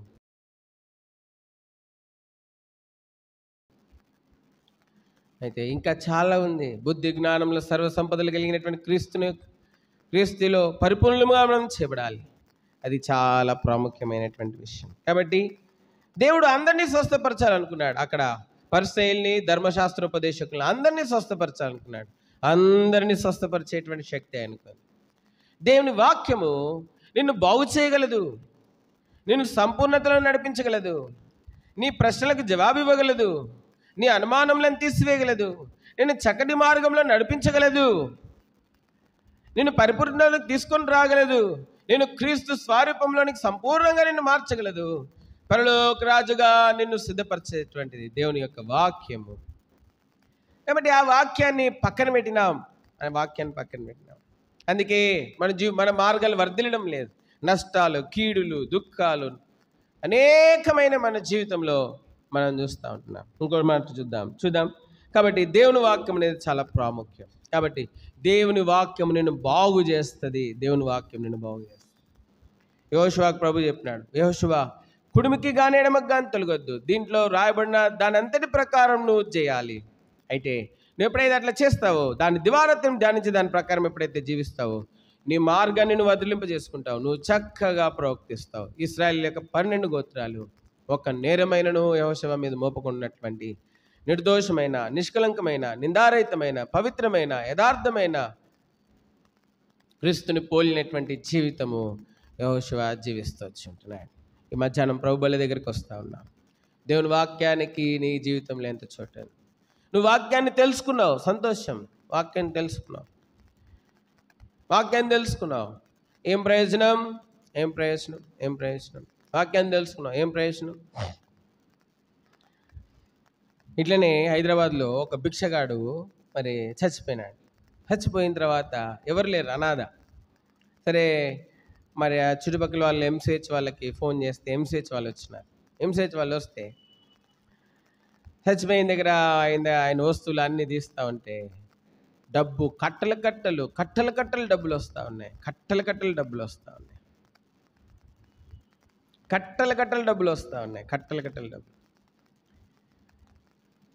ఆ డబ్బంతుంటే చక్కటి జీవితం వాడు అనుభవించుంటే చక్కటి జీవితం జీవించగలిగాడు. కొన్ని లక్షల డబ్బులు, కొన్ని కట్టల డబ్బులు వాడి దగ్గర ఉన్నాయి. కానీ వాడు అడుక్కొని పోగు చేసుకున్న డబ్బు మీద వాడికి లేదు. ఇంకెవరేమి ఇస్తారా వాడు మనం చూస్తూ ఉంటున్నాం. మరి ఆ విధంగా మరి వాడు చనిపోయినాడు. ఆ డబ్బంతా ప్రభుత్వం వాడికి దాన సంస్కారాలు చేసినారు. డబ్బంతా ప్రభుత్వానికి ఇచ్చారు. అప్పుడు అనేక సార్లు మన జీవితంలో మనల్ని బాగు చేసేటువంటి దేవుని వాక్యాన్ని మనం లక్ష్య పెట్టాం. ఇంకా దేవుడు మనకు అది లేదు ఇది లేదు అనుకున్నాను. కానీ నేనెంత దేవుని వాక్యానికి నా హృదయంలో చోటిస్తూ ఉన్నాను, నేనెంత దేవుని వాక్యానికి విధేయత చూపిస్తూ ఉన్నాను, నేనెంత దేవుని వాక్యానికి లోబడుతూ ఉన్నాను, ఆ విషయాన్ని మాత్రం మనం పరిశీలించుకోము, మనం సరి చేస్తాం. దేవుని వాక్యానికి నిన్ను బాగు చేసే శక్తి ఉంది. నిన్ను ఆశీర్వదించి దీవెనలోనికి నడిపించేటువంటి శక్తి, నీ పరిస్థితులను చక్కబరిచేటువంటి శక్తి ఉంది. దేవుని వాక్యానికి మనం విధేయత చూపించవలసినటువంటి వారంగా ఉంటా ఉన్నాం. కాబట్టి ఈ యొక్క మధ్యాహ్న కాల సమయంలో ప్రభు బలి దగ్గరికి వస్తూ ఉన్నాం. అందుకే అక్కడ రాయబడింది లూకాసు వార్త 5వ అధ్యాయంలో మనం చూస్తే అక్కడ 17వ వచనంలో, ఒకనాడు ఆయన బోధించుచుండగా గలిలయ యూదయ దేశంలో ప్రతి గ్రామం నుండి యెరూషలేము నుండి వచ్చిన పరిసయ్యులు ధర్మశాస్త్ర కూర్చుని ఉండగా ఆయన స్వస్థపరిచినట్లు ప్రభు శక్తి ఆయనకు ఉండేను. వారిని వాళ్ళకి స్వస్థ బుద్ధి లేదు. కాబట్టి స్వస్థ బుద్ధితో జీవించాలి. మన క్రియలలో దైవత్వం కనబడాలా, దేవుని యొక్క సుగుణాలు కనబడాలా, పరిశుద్ధత కనబడాలా, నీతి కనబడాలా. కాబట్టి స్వస్థ బుద్ధి కలిగినటువంటి వారంగా మనం మార్చబడాలి. ఇది చాలా ప్రాముఖ్యం. లూకాసు వార్త 4వ అధ్యాయం 36వ వచనం చదండి.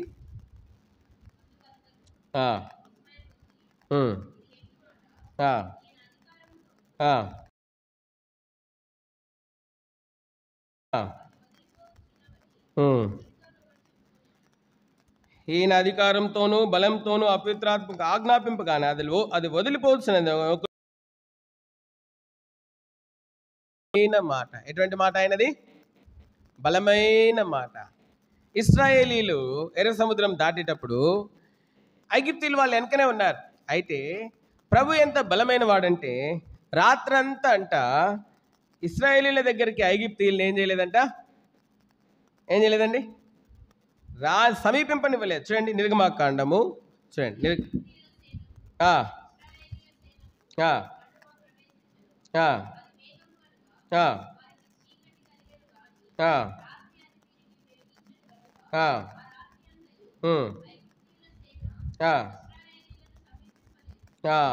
కాబట్టి ఆ రాత్రంతయు ఐగుప్తీయుల సేన ఇశ్రాయేలును ఏం చేయలేదంటే అండి, సమీపించలేదు. ఎంత బలము దేవుడు ఉపయోగించినాడు. ఐగుప్తీయులు వాళ్ళు ఏ దూరంగా లేరు, కొన్ని కిలోమీటర్ల దూరంలో అట్లేం లేరు, దగ్గరగా ఉన్నారు. కానీ రాత్రంతా వారు గుర్రాల మీదనే ఉన్నారు, రథాల మీదనే ఉన్నారు. వారు మరి రథాల మీదనే ఉన్నారు, గుర్రాల మీదనే ఉన్నారు. మొన్న ఒక ఆయన చెప్తా ఉన్నాడు, ఏంటంట 2,00,000 కాల్బలంతో వచ్చినాడంట ఐగుప్తు రాజు. 50,000 మంది గుర్రాలను, 50,000 గుర్రాలు వచ్చినాయంట ఐగుప్తు రోజు దేశంలో నుండి ఆ రోజు. అది మాత్రమే కాదు, 600 రథాలు వచ్చినాయంట. సామాన్యమైన 600 రథాలతో 600 మంది అధిపతులు మాత్రమే కాదు వచ్చింది ఆ రోజంట. 600 రథములు, అంత మాత్రమే, దాని మీద అధిపతులు, అంత మాత్రమే 50,000 మంది గుర్రాల మీదటువంటి సైనికులు, అంత మాత్రమే కాదు 2,00,000 కాల్బలంతో ఇశ్రాయేలీల్ని లోపరుచుకొని తిరిగి ఐగుప్తుకు తీసుకెళ్లాలని వచ్చినారంట వారు ఆ దినాన్ని. దేవుని బలం ఎంత గొప్పది, ఆయన మాటకున్న శక్తి ఎంత గొప్పది. ఎందుకు శత్రువు మాటి మాటికి నీ జీవితంలో సంతోషాన్ని, ఆనందాన్ని దొంగిలించగలుగుతున్నాడు? కారణం ఏంటంటే దేవుని వాక్యానికి నీ జీవితంలో చోటు లేదు. నీకు దేవుని వాక్యం తెలుసు, కానీ దానికి విధేయత చూపించేటువంటి అనుభవం నీ జీవితంలో లేదు. కాబట్టి అందుకే శత్రువు మాటి మాటికి నిన్ను సమీపిస్తూ ఉన్నాడు. నీ సంతోషాన్ని, నీ ఆనందాన్ని దొంగిలించగలుగుతున్నాడు, నిన్ను భయపెట్టించగలుగుతున్నాడు, నిన్ను కలవరపరచగలుగుతున్నాడు, నిన్ను ఇబ్బంది పెట్టగలుగుతున్నాడు. కారణం ఏంటంటే నీకు దేవుని వాక్యం తెలుసు, దండిగా తెలుసు, కానీ దానికి విధేయత చూపించి దాని ప్రకారం నడుచుకునేటువంటి అనుభవం లేదు. కాబట్టి ఎన్ని విషయాలు చెప్పినాను మొత్తము? మొట్టమొదటిది ఏంటి? దయగల మాట. రెండోది ఏంటి? జ్ఞానం. మూడోది ఏంటి? ఆయన గురించి సాక్ష్యం ఇచ్చు మాట, ఆయన గొప్పతనం, ఆయన సుగుణముల గురించి తెలియదు. నాలుగోది ఏంటి? అధికారం గల మాట. ఐదోది ఏంటి? బలం కలిగినటువంటిది. ఎటువంటిది? బలం కలిగినటువంటి మాట. శత్రువు ఎందుకు నీ జీవితంలో మరి మాటి మాటికి నేను కలవరపరిచి దుఃఖపెట్టగలుగుతున్నాడు? కారణం ఏంటంటే నీకు బలం లేదు, బలం చాలడం లేదు శత్రువుతో పోరాడడానికి. కారణం ఏంటి? దేవుని వాక్యం నాకు విధేయత లేదు నీ జీవితంలో. నువ్వు వాక్యం చూడండి, అన్నం తినాలా, తిన్నది వంట పట్టాలా, వంట పడితేనే అది బలంగా మారుతుంది. తిన్న అన్నం వంట పట్టలేదు అనుకోండి, అది బలంగా మారదు ఎప్పటికీ కూడా. తిన్నవాడు మాంసం తిన్నా, వేట మాంసం తిన్నా, నాటుకోడి తిన్నా, గుడ్లు తిన్నా, పాలు తిన్నా, వంట పట్టట్లేదు అనుకోండి తిన్నది, ఆడంతే పక్కకుంటారు, వాడికి అంతే శక్తిహీనంగానే ఉంటుంది. అట్లనే వాక్యం తెలుసు, కానీ దాని అనుభవ జ్ఞానం నీకు తెలియదు. నీతి వాక్యం యొక్క అనుభవ జ్ఞానం నీకు లేదు. అందుకే నీలో శక్తి లేదు, బలం లేదు నీ జీవితంలో. నువ్వు దేవుని వాక్యానికి విధేయత చూపించడం మొదలుపెట్టు, అప్పుడు నీ జీవితంలో నీకు ఆ సత్యవాక్యం గురించినటువంటి అనుభవ జ్ఞానము నిన్ను బలపరిచేదిగా ఉంటా ఉన్నది, బలపరిచేదిగా ఉంటావు. కాబట్టి ఇది చాలా ప్రాముఖ్యమైనటువంటి. అంత మాత్రమే హెబ్రీలకు రాసినటువంటి పత్రిక మొదటి అధ్యాయము, హెబ్రీలకు రాసినటువంటి పత్రిక మొదటి అధ్యాయము 3వ వచనం చదండి. ఆయన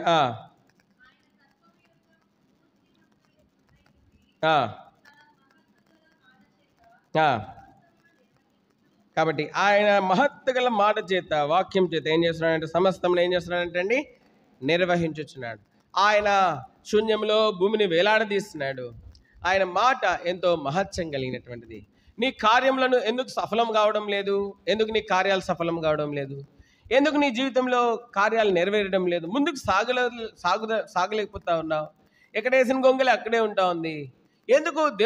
దేవుని మహిమ కలిగినటువంటి మాట, మహిమ కలిగినటువంటి వాక్యం, మహత్వ కలిగినటువంటి వాక్యం కలిగి ఉండి కూడా ఎందుకు ముందుకు సాగలేకపోతా ఉన్నావు? కారణం ఏంటి అంటే నీ జీవితంలో మరి దేవుని వాక్యం తెలుసు, కానీ దాని ప్రకారం జీవించలేకపోతా ఉన్నావు. కనుక ఈరోజైనా ప్రభు బల దగ్గరికి వస్తూ ఉన్నాము.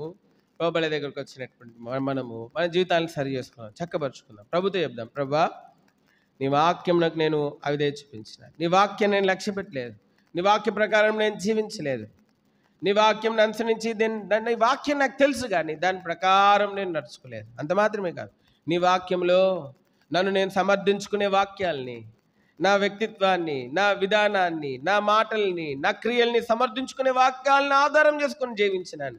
నీ వాక్యం అంతటి ప్రకారం నేను జీవించలేకపోయినాను. యెహోషువ దేవుని వాక్యం అంతటి ప్రకారం జీవించినాడు. కుడిగానే ఎడమగానే తొలగిపోలేదు.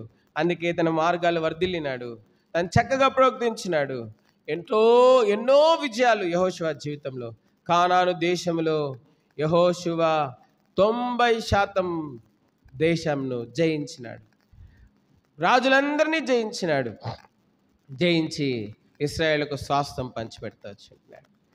ఎంత గొప్ప జయవంతమైనటువంటి జీవితం. కారణం ఏంటి అంటే మరి ఆ, మరి ఆ విధంగా అతను మరి ఆయన మార్గంలో చక్కగా జయశాలిగా ఉండడానికి గల కారణం ఏంటి అంటే, వృద్ధి పొందడానికి గల కారణం ఏంటి అంటే, మేలు పొందడానికి గల కారణం ఏంటి అంటే, తన జీవితంలో దేవుని వాక్యమే కారణం. దేవుని వాక్యమే కారణం. కాబట్టి బలమైన దేవుని వాక్యం.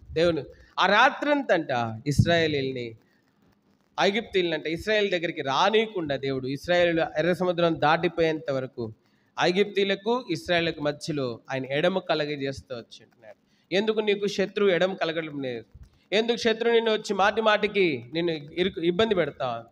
ఎందుకు నిన్ను సమీపించి నిన్ను దుఃఖపరుస్తా ఉంది? కారణం ఏంటంటే దేవుని మహత్యం కలిగినటువంటి మాట నీ జీవితంలో అనుభవంలో లేదు, దానికి విధేయత లేదు నీ జీవితంలో. నీకు తెలుసు కానీ దాని ప్రకారం జీవించలేకపోతాం. అందుకే మన జీవితంలో ఎన్నో నష్టాలు. శత్రువు మాటికి వచ్చి మనల్ని కలవరపరిచి దుఃఖపరిచి మళ్ళీ సంతోష ఆనందాల్ని దొంగిలించుకుని వాడు మరలా వాడు మన మీద తన యొక్క జయకేతనాన్ని ఎగరవేస్తూ ఉన్నాడు. అందుకే దేవుని వాక్యంలో ఒక మాట చూసుకొని ప్రభు బల దగ్గరికి వెళ్దాం. లూకాసు వార్త 4వ అధ్యాయం.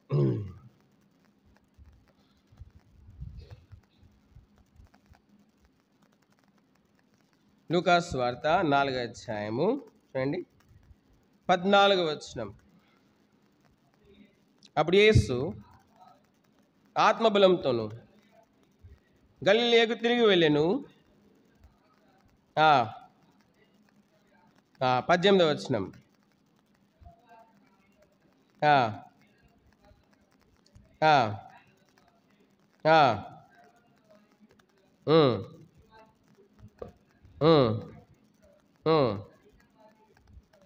చాలండి. ప్రభు హితవచనం ప్రకటించుటకు ఆయన నన్ను పంపినాడు. దేవుని ఆత్మతో జీవించినాడు ప్రభు. కాబట్టి ఇవన్నీ ప్రభు యొక్క సుగుణాలు. కాబట్టి యోషువ జీవితంలో కూడా మెటుకు ఈ యొక్క మరి దయగలిగిన వాడుగా ఉన్నాడు. యోషువ జీవితంలో మనం చూస్తుంటున్నాము. అది మాత్రమే కాదు, పైనుండి వచ్చినటువంటి జ్ఞానం కలిగినటువంటి వాడుగా ఉన్నాడు. దేవుని యొక్క దైవత్వాన్ని ఎరిగినటువంటి వాడుగా ఉన్నాడు. దేవుని గురించి సంపూర్ణ జ్ఞానాన్ని ఎరిగినటువంటి వాడుగా ఉంటున్నాడు. అంత మాత్రమే కాదు, మెటుకు దేవుని అధికారం కలిగినటువంటి వాడుగా జీవించినాడు. బలం కలిగినటువంటి వాడుగా జీవించినాడు.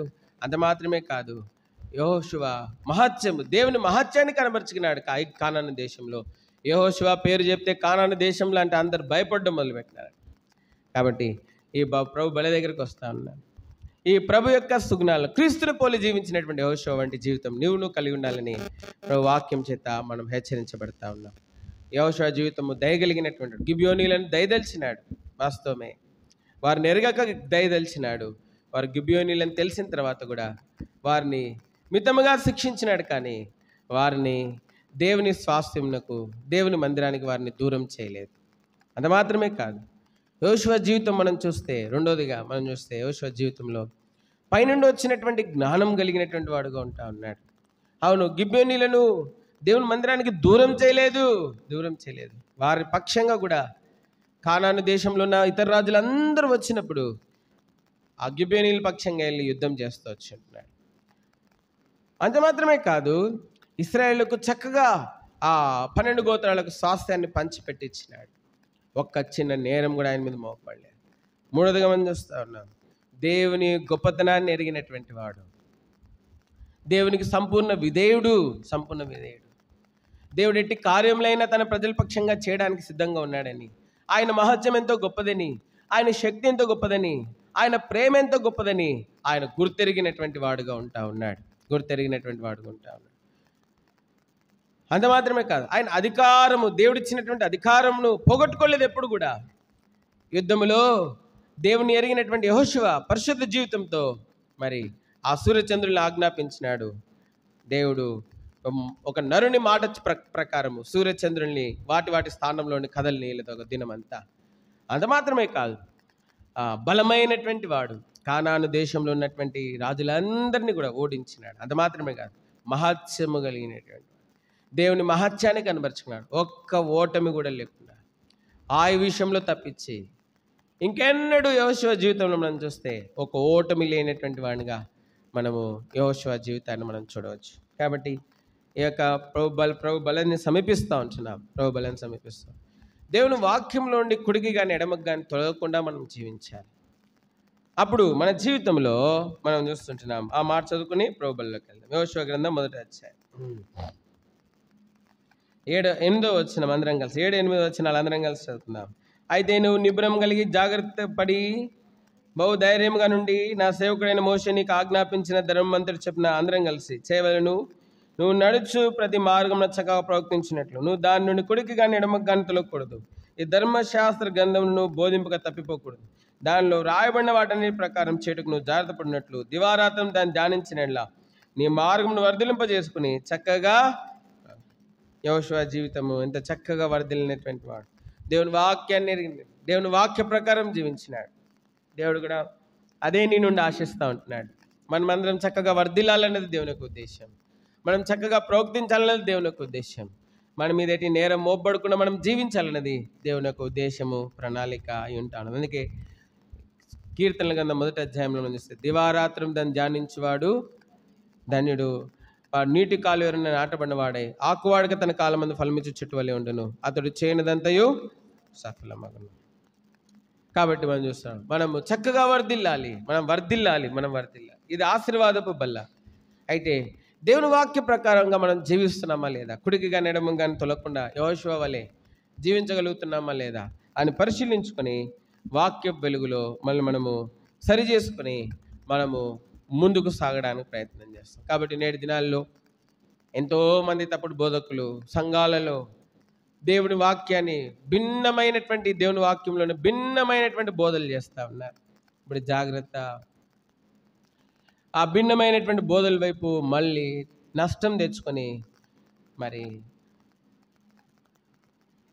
దేవుని యొక్క శ్రేష్టమైనటువంటి దేవుడు సిద్ధపరిచినటువంటి వాటిని అనుభవింపకుండా మనం ఉంటామేమో. జాగ్రత్త. కాబట్టి దేవుని వాక్య ప్రకారము దేవుని వైపు చూస్తూ విశ్వాసమునకు కర్త దాన్ని కొనసాగించేవాడైనా యేసు వైపు మాత్రమే చూస్తూ మనం ముందుకు సాగడానికి మనం ప్రయత్నం చేస్తాం. దేవుడు ఈ మాటలు మన కొరకై యోగ్యమైన విధానంలో ప్రవేశించిన మిత్తమై ఆచరించిన మిత్తమై ప్రభు మన కొరకై దీవించును గాక.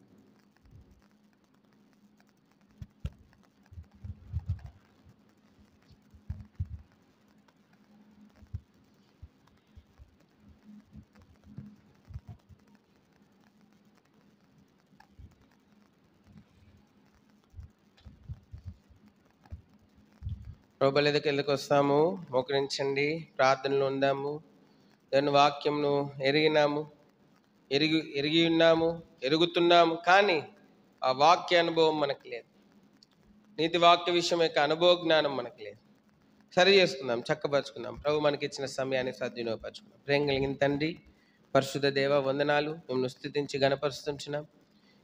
యోగ్యంగా బలిలో చేవేటకు మీరు మాకు సహాయం చేయండి. యెహోషువ తన జీవితంలో తన మార్గంలో చక్కగా వర్ధిల్లినాడు, చక్కగా ప్రవర్తించినాడు. ప్రభా, నీ వాక్యం కుడికి కానీ ఎడమకు కానీ తొలగిపోలేదు. ప్రభా, దాన్ని దివారాత్రం ధ్యానించినాడు. దానిలో రాయబడిన దాని అంతటి ప్రకారము ప్రభా జీవించినాడు. అందుకే యెహోషువ జీవితము ఎంత పరిమళ వాసనగా ఉన్నది, ఎంత దీవెనకరంగా, ఎంత ఆశీర్వాదకరంగా ఉన్నది. మా జీవితాలు ఆ విధంగా ఉన్నట్లు మెటుకు మా గమనంలో ఉంచిన శ్రేష్టమైన లేఖనమును మా కొరకే దీవించి ఆస్వాదించమని ప్రభా, దేవుని వాక్యము ప్రభా దయగలిగినటువంటిది. అంత మాత్రమే కాదు ప్రభా, మెటుకు పరలోక జ్ఞానమును మాకు ఇచ్చేటువంటిది, దేవుని గురించి మాకు తెలియజేసేటువంటిది, తెలియశక్తమైన దాని గురించి. అది మాత్రమే కాదు, అధికారం కలిగినది, బలం కలిగినది, మహత్యం కలిగినది. ప్రభా, ఇంకా ఏమని వివరించగలం దేవుని వాక్యం. ప్రభా, ఈ యొక్క మధ్యాహ్న కాల సమయంలో మీ బలిని ఆచరిస్తుండగా జ్ఞాపకం చేసుకుని ఆ గొప్ప దేవుని వాక్యమును, కొల్లైనను సున్నాయన తప్ప ఆ వాక్యమును కుడికైన ఎడమకైనా తొలగిపోకుండా దాని అంతటి ప్రకారం జీవించచ్చు, దాన్ని ధ్యానించచ్చు, మా మార్గంలో వర్ధిలింపజేసుకునేటువంటి వారము, చక్కగా ప్రవర్తించేటువంటి వారము. ఈ తరంలో దేవుని యొద్ద సాక్ష్యం పొందేటువంటి వారము కొనుటకు మీరు సహాయించండి. మంచి సాక్ష్యం, నోవాహు వలె మంచి సాక్ష్యం పొందేటువంటి వారుగా మీరు మమ్మల్ని ఉంచమని, నతానియేలు వలె సహాయం చేయమని యేసు ప్రభువు వారి పరిశుద్ధ నామములో స్తుతించి ప్రార్థించి అడిగి వేడుకుంటున్నాం తండ్రి. సిద్ధంగా ఉన్నవారు బలిలో పాల్పొందడం కోసం ప్రార్థనలో ఉండండి. బలపరిచ చేసే సోదరులు రండి. నేను మీకు అప్పగించిన దాన్ని ప్రభు వల్ల పొందితిని. ప్రభువైన యేసు తను అప్పగింపబడిన రాత్రి ఒక రొట్టెను ఎత్తుకొని కృతజ్ఞతలు చెల్లించి దాన్ని విరిచి, ఇది మీ కొరకైన నా శరీరం జ్ఞాపకం చేసుకుంటే దీన్ని చేయడని చెప్పాను. ప్రేమ కలిగిన తండ్రి, మెటుకు మా ముందుంచబడిన మీ శరీరం సాదృశ్యమైన రొట్టెను బట్టి ఉంది నాకు యోగ్యంగా పాల్గొనడానికి సాయించండి. యేసు ప్రభు పరిశుద్ధ నామములో ప్రార్థించి స్తుతించి అడిగి వేడుకుంటున్నాం తండ్రి, ఆమేన్. సిద్ధంగా ఉన్నవారు మీ కుడి తలకు పైగా చూపించండి.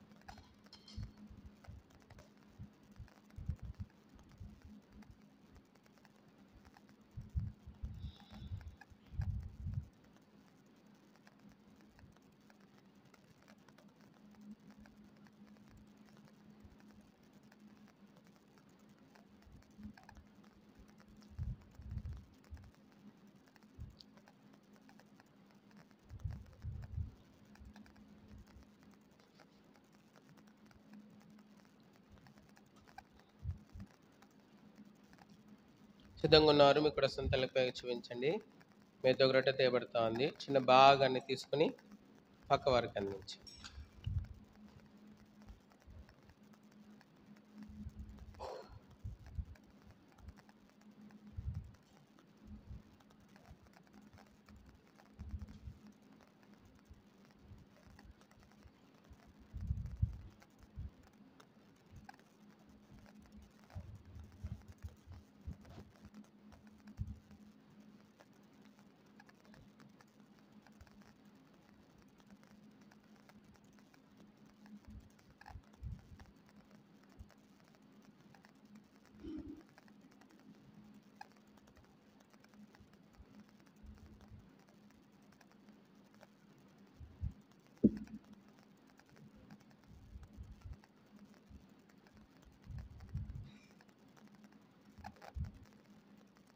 ఆ ప్రకారమే బోధనమైన పిమ్మట ఆయన పాత్రను ఎత్తుకొని, ఈ పాత్ర నా రక్తం వలన కొత్త నిబంధన, మీరు దీనిలో త్రాగినప్పుడల్లా నన్ను జ్ఞాపకం చేసుకుంటే దీన్ని చేయడం చెప్పాను. మీరు ఈ రొట్టెను తిని పాత్రను తాగినప్పుడల్లా ప్రభు వచ్చే వరకు ఆయన మరణంను ప్రచురించుదురు. ప్రేంగలిగిన తండ్రి, పాత్రలో కూడా యోగ్యంగా పాల్గొనడానికి సహాయం చేయమని, వాక్య వెలుగులో వాక్యానుసారంగా వాక్యంలో పోలి వాక్యమందు ఉన్నట్లుగా మా జీవితంలో మేము ప్రవర్తించి నడుచుకోగలుగుతున్నామో లేదో పరీక్షించుకొని ప్రభా మెటుకు పాత్రలో కూడా పాలు పొందడానికి మీరు సహాయం చేయమని యేసు వారి పరిశుద్ధ నామములో సహాయం కోరి ప్రార్థించి స్తుతించి అడిగి వేడుకుంటున్నాం తండ్రి, ఆమేన్.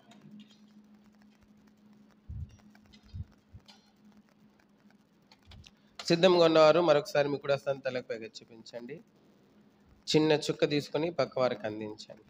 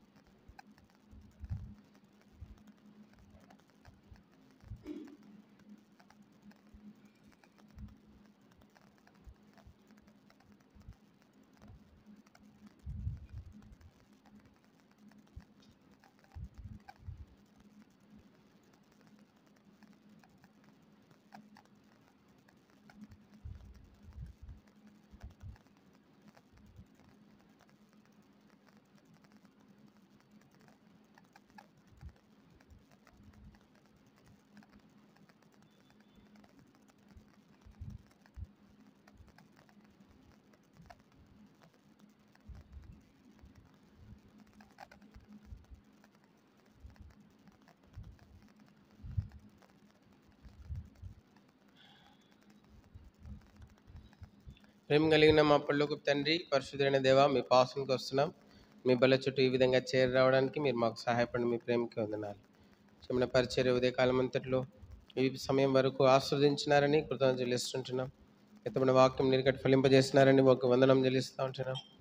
ప్రభా, ఎట్లు మమ్మల్ని మీరు కనికరించి రక్షించినారు, అట్లు ప్రభా మాకు ప్రభా మమ్మలను కనికరించి ప్రభా ఎట్లు మమ్మల్ని నడిపిస్తూ ఉన్నారు, మాకు ఉపకారము చేయించు మమ్మల్ని ప్రభా మెటుకు నడిపిస్తున్నటువంటి ఎట్టి దేవుడుగా మీరు ఉన్నారు. మీరు మాట్లాడుతూ వచ్చినారు ఆరాధన వర్తమానంలో, అందుకు వందనాలు. వాళ్ళ వర్తమానంలో సైతం ప్రభా మెటుకు ప్రభా మేము వర్ధిల్లే వారముగా ఉండాలి ప్రభా. అంత మాత్రమే కాదు ప్రభా, ప్రార్థిస్తుంటున్నాం దేవా, మెటుకు చక్కగా ప్రవర్తించే వారముగా ఉండాలి. యోషువ చక్కగా వర్ధిల్లినాడు, తెంగలేని తండ్రి మరి ప్రభా చక్కగా ప్రవర్తించినాడు. తన జీవితము ఎంతో ఆశీర్వాదకరంగా మార్చబడింది. ఇశ్రాయేల్ 12 గోత్రాలు తన గురించి చక్కటి సాక్ష్యం ఇవ్వగలిగినారు. అదే అనుభవంలోనికి మీరు మమ్మల్ని తీసుకురావాల్సిందిగా, సంఘంగా, మీ జత్మని వారంగా, మీ బిడ్డలముగా అక్కడ అనుభవంలోనికి మీరు తీసుకురావాల్సిందిగా వేడుకుంటా ఉన్నాం ప్రభా. బెల్లం పాత్రలు ప్రభా, ఈ బెల్లం మీద మిగిలిన రొట్టె ద్రాక్షరసము ప్రభా సాత్విక సంఘానికి సూచన కొంచుండగా ప్రభా మెట్టుకు మేము ప్రభా దేవుని నామకు మహిమ తీసుకొచ్చేటువంటి వారముగా, ఓ ప్రభా మెట్టుకు దేవుని చిత్తాన్ని భూమి మీద నెరవేర్చేటువంటి వారముగా, ఓ ప్రభా అంటే మాత్రమే కాదు మెటుకు సంఘమునను దేవుని శరీరమునకు ఎంతో ఆశీర్వాదకరమైనటువంటి వారముగా మెటుకు మీరు ఉంచమని వేడుకుంటున్నాం. మా విశ్వాసమును, మా నీతి, మా పరిశుద్ధత, మా పరిశుద్ధ ప్రవక్తన గురించినటువంటి సాక్ష్యము ప్రభా మెటుకు వ్యాపించినదిగా, ప్రకటించబడినదిగా జనములలో సంఘంలో మీరు సహాయం చేయమని ప్రార్థిస్తుంటున్నాం ప్రభా. మెటుకు వందనం చెల్లించమని స్థిస్తూ ఉంటున్నాం ప్రభా. ఘనత ప్రభావాలు మీకు చెల్లించుకుంటున్నాం. అట్లు ప్రభా సంఘాన్ని దీవించండి ప్రభా. మందిరంలో జరపడుతున్న ప్రతి పరిచర్యను ఆస్వాదించండి ప్రభా. ముఖ్యంగా దేవా మరి చిన్న బిడ్డల పరిచర్య, యవనస్తుల పరిచర్య ప్రభా దీవించండి. బాలు నడవలసిన మారం చక్క వారు బోధించబడకు సహాయం చేయండి. యవనస్తుల కొడుకులో కూడా మీరు సహాయం చేయండి ప్రభా. సువార్తల్లో కూడా మీరు సహాయం చేయండి. అదేవిధంగా గొలుసు ప్రార్థన కూడా మీరు దీవించండి. సంఘ ప్రార్థన, బైబిల్ పట్టణము, స్త్రీల కుడిక, ఉపవాస ప్రార్థనలు, all night prayer, half night prayers కూడా మీరు దీవించండి ప్రభా. మెటుకు ప్రార్థిస్తుంటున్నాం ప్రభా. మెటుకు సంవత్సరాంతానికి వస్తుంటున్నాం. సంఘ వాగ్దానాన్ని కూడా మీరు సంపూర్ణంగా మీరు నెరవేర్చండి. శత్రుకి ఏమాత్రం ప్రవేశం లేకుండా చేయండి. శత్రు సంబంధులను సంపూర్ణంగా మీరు అణిచివేస్తారండి. గొప్ప కార్యం మీరు జరిగించండి. పోయిన ప్రభా 24వ తారీఖున ప్రభా హెబ్రోను పునాది వేసినటువంటి ఆ దినమున దైవ సేవకుల కూడికలు, బాధ్యతల పెద్దల కూడికలు కూడా కలిగి ఉండడానికి మీరు సహాయపడినారు. ఆ స్థలాల నుంచి రాగలిగిన అనేక మంది దైవ సేవకులు, బాధ్యతల వారిని బట్టి మేము స్థిస్తుంటున్నాం. ఈ సమాధానం స్థిరపరచబడినాయి. ఓ ప్రభా, మీ నామం కింద మహిమార్థమైనటువంటి సేవ ప్రాణ దినాల్లో జరిగించబెట్టకు సంఘములన్నింటిలో మీరు సహాయం చేయని వేడుకుంటా ఉన్నాం. ఇంకా ఎక్కడ శత్రువు ఎవరిని మోసం చేయకున్నట్లుగా ఓ ప్రభా మీరు సహాయం చేయండి. ఓ ప్రభా గద్దినములలో నష్టము, గద్దినములో కీడు, గద్దినంలో దుఃఖము, గద్దినంలో బలాత్కారం ఇంకెన్నడూ సంఘాలలో ఉండకుండా మీరు చేయండి, కార్యం జరిగించండి. అటువంటి బలాత్కారాన్ని సంపూర్ణంగా మీరు అణిచివేయండి, ప్రభ చూపించండి. వందనాలు చెల్లిస్తూ ఉంటున్నాం. అదేవిధంగా ప్రార్థిస్తుంటున్నాము ప్రభా. సంవత్సరాంత పరిచయలో సార్థక సంఘానికి వాగ్దానాలు మీరు దయచేయండి. ఒక మోటో కార్డు ప్రభా అందరూ కలిగి ఉండడానికి కూడా కృపను దయచేయండి. అదేవిధంగా ప్రార్థిస్తుంటున్నాము ప్రభా మరి గాస్పుల్ క్యాంప్స్ ప్రభా, sisters retreat, special meetings, baptisms ఇట్లా ప్రభా మేము కలిగి ఉండడానికి కూడా మీరు కృపను దయచేయండి. పరిచయం మీరు ఆస్వాదించండి, పరిచయం దీవించండి. నూతన ఆత్మల్ని దేవుని ఇంటికి నడిపించమని వేడుకుంటున్నాం ప్రభా. సుపూజితాన్ని కనికరించి కౌల పిల్లల్ని, మగ పిల్లల్ని మీరు దయచేసినారు. నిన్నటి దినం సాయంత్రం 6 గంటలకు ప్రభా నార్మల్ డెలివరీలో మీరు బిడ్డల్ని దయచేసినందుకు వందనాలు ప్రభా. తల్లి బిడ్డల్ని ఆరోగ్యవంతులు ఉంచండి. కావ్య కోసము, ప్రసన్న కోసం ప్రార్థన చేస్తున్నాం. ఆరోగ్యవంతులు ఉంచి సుఖాన్ని ప్రసుకే వారిని సిద్ధం చేయండి. సంతానం లేని వారిని మీద ఆధారపడుతున్నటువంటి వారి విశ్వాసమును కనపరిచి కార్యం జరిగిన సంతానం ఇవ్వండి. విశ్వాసమైన నేతృత్వం సంతానం అట్లు సంఘం దీవించండి ప్రార్థిస్తుంటున్నాం.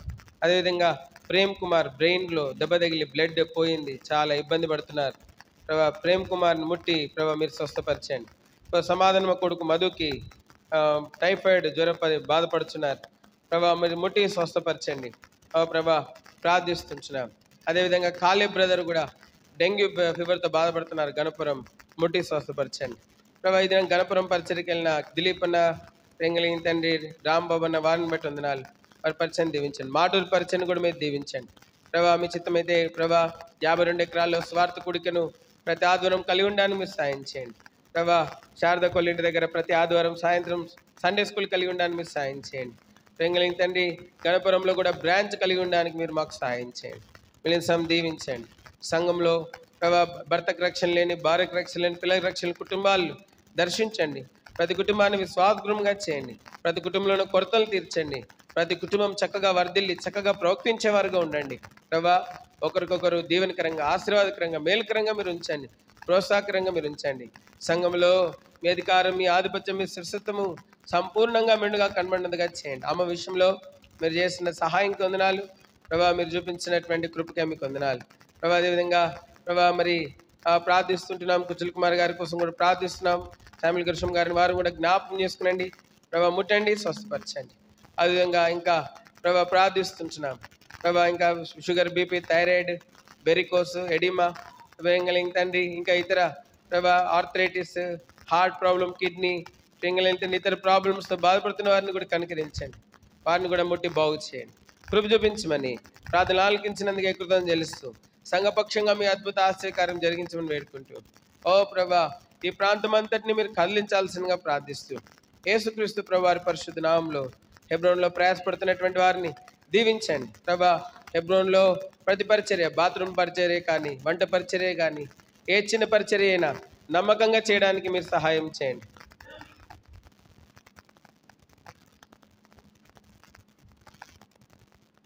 ప్రేంగల తండ్రి ప్రార్థిస్తుంటున్నాం ప్రభా. సుజాత సిస్టర్ యొక్క తండ్రి గారు ప్రేంగల తండ్రి ప్రభా గుండె ఆపరేషన్ ఉంది ప్రభా. ప్రభా సాయం కనికరించండి, కృప చూపించండి. ప్రేంగలిన తండ్రి సుజాత సిస్టర్ మా తండ్రి గారు ప్రభుదాసన మామ గారికి ప్రభా రేపు సోమ మంగళవారాల్లో ప్రభా గుండె ఆపరేషన్ ఉంది ప్రభా. ఏది యుక్తమో స్టంటో బైపాస్ యుక్తమైనది జరిగించి మంచి ఆరోగ్యం ఇచ్చి ప్రభుని తాను కూడా ఎరిగి దేవుని రాజ్య వారసులుగా చేపట్టకు మీరు సహాయం చేయమని ప్రార్థిస్తుంటున్నాం. ప్రేంగలిగిన తండ్రి వందనాలు చెల్లిస్తుంటున్నాం. ఘనతా ప్రభావాలు మీకు ఆరోపించుకుంటూ యేసు ప్రభు పరిశుద్ధ నామం పేరిట స్తుతించి ప్రార్థించి ప్రభా మందిరము గేట్ పెయింటింగ్ విషయంలో, బిల్డింగ్ విషయంలో ప్రభా సిమెంట్ వర్క్ విషయంలో సహాయపడినారు వందనాలు. ఇంకా మందిరం వ్యాన్ మీద వాక్యాలు రాయించడానికి, పైన ప్రభా మెటుకు ఆడియో సిస్టమ్ ఫిక్స్ చేయడానికి సహాయం చేయండి. యాంప్లిఫైర్, స్పీకర్స్ యేసు ప్రభు పరిశుద్ధ నామంలో స్తుతించి వందనం చెల్లించి కనికరం దాని కృపను కోరుకుంటూ ప్రార్థించి అడిగి వేడుకుంటున్నాము తండ్రి.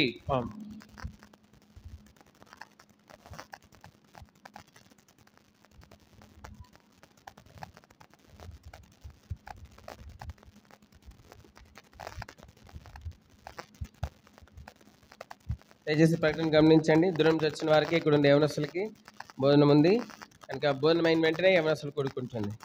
తిరిగి మనం సాయంకాలము 6 గంటలకు మరి సువార్త కోసం మనం వెళ్తాం కనుక సువార్త కోసము సోదర సోదరులందరూ కూడా ఉండాల్సిందిగా ప్రభునామం పేరిట మనం చేస్తూ ఉన్నాం. 52 ఎకరాలు జోసఫ్ అన్న భారత సిస్టర్ వారి యొక్క ఇంటి దగ్గర మనం సువార్త కూడిక కలిగి ఉండాలి. ప్రతి ఆదివారం అని తలంపు కలిగి ఉంటా ఉన్నాం కాబట్టి ప్రార్థించేయండి. శారదకొల్ల ఇంటి దగ్గర కూడా సండే స్కూల్ ప్రతి వారం, అక్కడ చాలామంది పిల్లలు ఉన్నారు. ప్రతి వారం ఇంతకు ముందు జరిగింది, మరలా కూడా జరిగించబడాలని తలం కలిగి ఉంటున్నాం. ప్రార్థన చేయండి. గణపురంలో కూడా చాలా కుటుంబాలు ఉన్నాయి. వారు కూడా అక్కడ వారు కూడికలు కలిగి ఉండడం కోసము దయచేసి అక్కడ కూడా ఏదైనా అద్దెకి తీసుకుని ఆరంభించాలని తలంపు కలిగి ఉంటున్నాం. దానికోసం కూడా ప్రార్థించాల్సిందిగా ప్రభునామం పేరిట మనం చేస్తూ ఉంటున్నాం. తిరిగి మొన్న 24వ తారీఖున హెబ్రోన్లో దైవ సేవకుల బాధికల సోదరుల కూడికి జరిగింది. 4,000 మంది వచ్చినారు. ఇంకా కొంతమంది ఒక 10-20% మంది ఇంకా రాలేదు. అయినప్పుడు దేవునికి స్తోత్రము 4,000 మంది వచ్చినారు. చాలా బాగా జరిగింది. దేవునామకి ఎంతో మహిమ కలిగింది పరిచర్య. కాబట్టి దేవుడు మనకి ఎంతో నెమ్మది సమాధానం ఇచ్చినాడు. గత దినాల్లో హెబ్రోన్లో కొంతమంది ద్వారా ఎంతో బలాత్కారము, ఎంతో నష్టం, ఎంతో కీడు అనుభవించిన ట్రాన్స్ఫర్లకి డబ్బులు, మరి అంత మాత్రమే కాదు దైవసేవకులు ట్రాన్స్ఫర్ డబ్బులు, దాని తర్వాత మరి పెద్దలు పెట్టాలంటే డబ్బులు ఇస్తే పెద్దలు పెట్టేయడం, అట్లా చాలా జరిగినాయి గత దినాలు. అయితే దేవునికి స్తోత్రం, ఇప్పుడు వాటన్నిటి నుండి దేవుడు మనకి విడుదల ఇచ్చినాడు. కాబట్టి ఈ సమాధానం స్థిరంగా ఉండి ముందుకు సాగడం కోసము ప్రార్థించండి. దేవుడు మనకి పట్ల కృప చూపించి ఇదే కృపలో మనము తుదమట్టుకు ప్రభుని సేవించడానికి ప్రార్థించాల్సిందిగా ప్రభునామం పేరిట మనం చేస్తూ ఉంటున్నాం. తిరిగి గమనించండి, యథావిధిగా రేపు ఉదయకాలము సంఘ గొలుసు ప్రార్థన ఉంటుంది. 5 గంటల నుంచి 10 గంటల వరకు మీ సమయాల్లో వచ్చి ప్రార్థించండి. మరి సాయంత్రము లిస్ట్ పెడతాము గ్రూప్లో, మీకు ఫోన్ చేసి కూడా ఇన్ఫామ్ చేస్తాం. మంగళవారం 7 గంటలకు సంఘ ప్రార్థన, తిరిగి బుధవారం 15 గంటలకు స్త్రీల కూడిక, మరి గురువారము బైబిల్ పట్టణం 7 గంటలకు, దాని తర్వాత శనివారము 10:30 గంటలకు ఫాస్టింగ్ ప్రేయర్, వచ్చే ఆదివారము 10 గంటలకు ఆరాధన కొరకే మనం కూడుకొని వస్తాం. దయచేసి గమనించండి. అదేవిధంగా మరి సండే స్కూల్ పరిచయం వచ్చే ఆదివారము మరి యానా సిస్టర్ దేవ సేవకురాలు, దాని తర్వాత వినియాక, దాని తర్వాత జుసిలా సిస్టర్, దాని తర్వాత దయచేసి గమనించండి. వంట పరిచర్య Rachel sister, Vardhini sister, Ruth sister, Aruna sister. దాని తర్వాత వాచ్ అండ్ వార్డ్ చెప్పుల్ స్టాండ్ తిమోతన్న. మందిరం శుభ్రం చేసే పరిచర్య శారదక్క, రమ్యక్క, విజయలక్ష్మక్క, నెహ్రూ నగర్ మేరీ సిస్టర్, దాస్ అన్న. కాబట్టి మందిరము శుభ్రం చేసే పరిచర్య సరిగా చేయడం లేదు. 2 వారాలు అవుతుంది మందిరం బాత్రూమ్ శుభ్రం చేసి. విజయలక్ష్మక్క ఒక్కతే చేస్తూ ఉన్నారు. కాబట్టి మిగతా వాళ్ళు ఎవరు రావడం లేదు. కాబట్టి దయచేసి మీ పరిచయలు మీరు నమ్మకంగా చేయండి. కాబట్టి మందిర బాత్రూమ్లు శుభ్రం చేసే పరిచయం చాలా గొప్పది. కాబట్టి చాలా విచారకరమైనటువంటి విషయం. కాబట్టి బాత్రూమ్ శుభ్రం చేసే పరిచర్య పేర్లు చదువుతున్నాము, అదేం చిన్న పరిచర్య కాదు, అది చాలా ఘనమైనటువంటి పరిచర్య. కాబట్టి ఒకవేళ మీరు శుభ్రం చేయకపోతే ఆదివారం రోజు మేము శుభ్రం చేస్తాం మీ ముందే. కాబట్టి మేము శుభ్రం చేస్తే మేము చూడాలనుకుంటే చేస్తాం, మాకు అవేం లేదు, మాకు మొహమాటం ఏమీ లేదు. అని మీ పరిచయం మీరు నమ్మకంగా చేయడానికి ప్రయత్నం చేయండి. పేర్లు చదువుతున్నాం కానీ 2 వారాల నుంచి ఎవరు వచ్చి శుభ్రం చేయడం లేదు. కాబట్టి దయచేసి ఇది తప్పు. పోయిన వారం పరిచయం చేసిన వాళ్ళు కిందకి వెళ్ళి చూడండి, మీరు బాత్రూమ్లు చూడండి ఎట్లున్నాయో. పోయిన వారం పరిచయం చేసిన వాళ్ళు మీరు వెళ్ళి ఆరాధన అయిన తర్వాత శుభ్రం చేసి వెళ్ళండి ఇంటికి. దయచేసి ఈ విషయాన్ని గమనించండి. అయిపోయింది, పోయిన వారం చేయలేకపోయినాము, పోయిందిలే అని చెప్పి అనుకోకండి. ఖచ్చితంగా ఆరాధన అయిన తర్వాత భోజనం చేసి మీరు బాత్రూమ్ శుభ్రం చేసి వెళ్ళండి.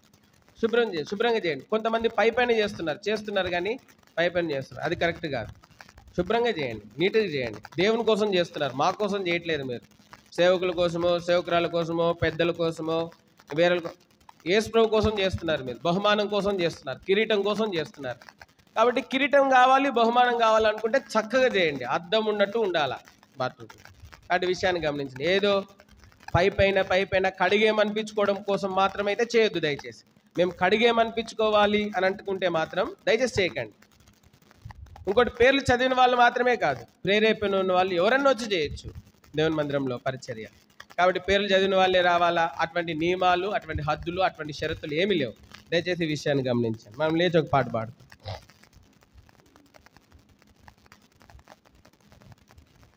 మనం లేచి ఒక పాట పాడే సమయంలో దేవునికి తీసుకొచ్చినటువంటి అర్పణలను ప్రభు కొరకే అర్పిస్తాం.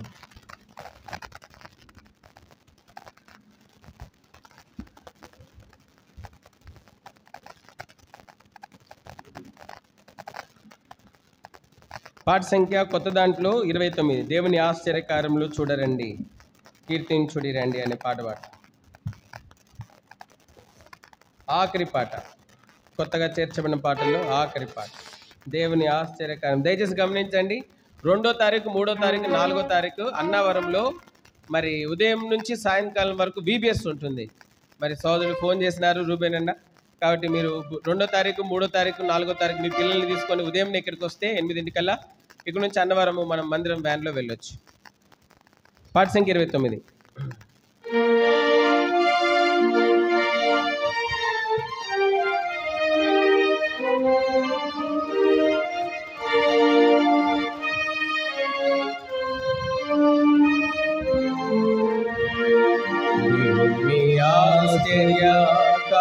కార్యములను అందరూ చూడరండి,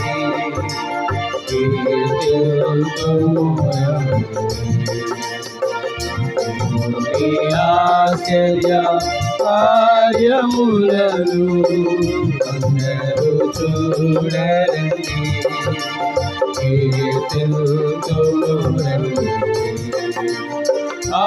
ఆశ్చర్యకరుడు యేసే,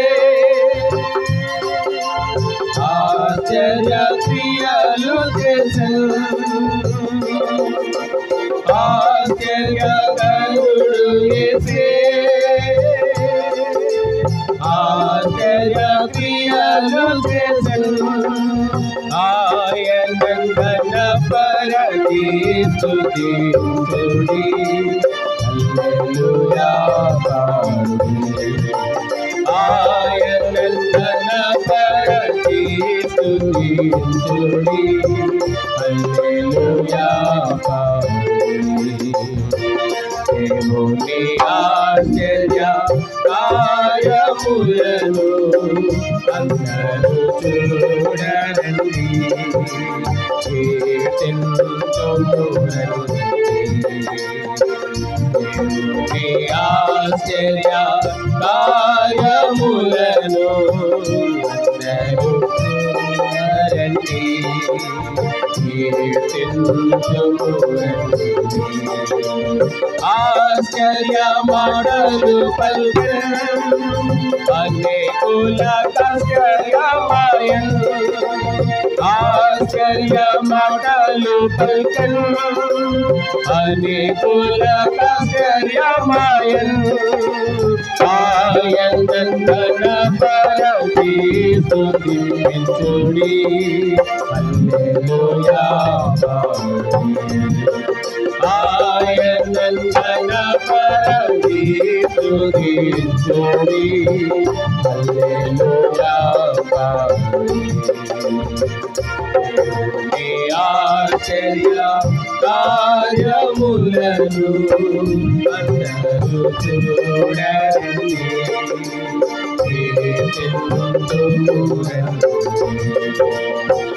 దేవుని ఆశ్చర్య కార్యములను అందరూ చూడరండి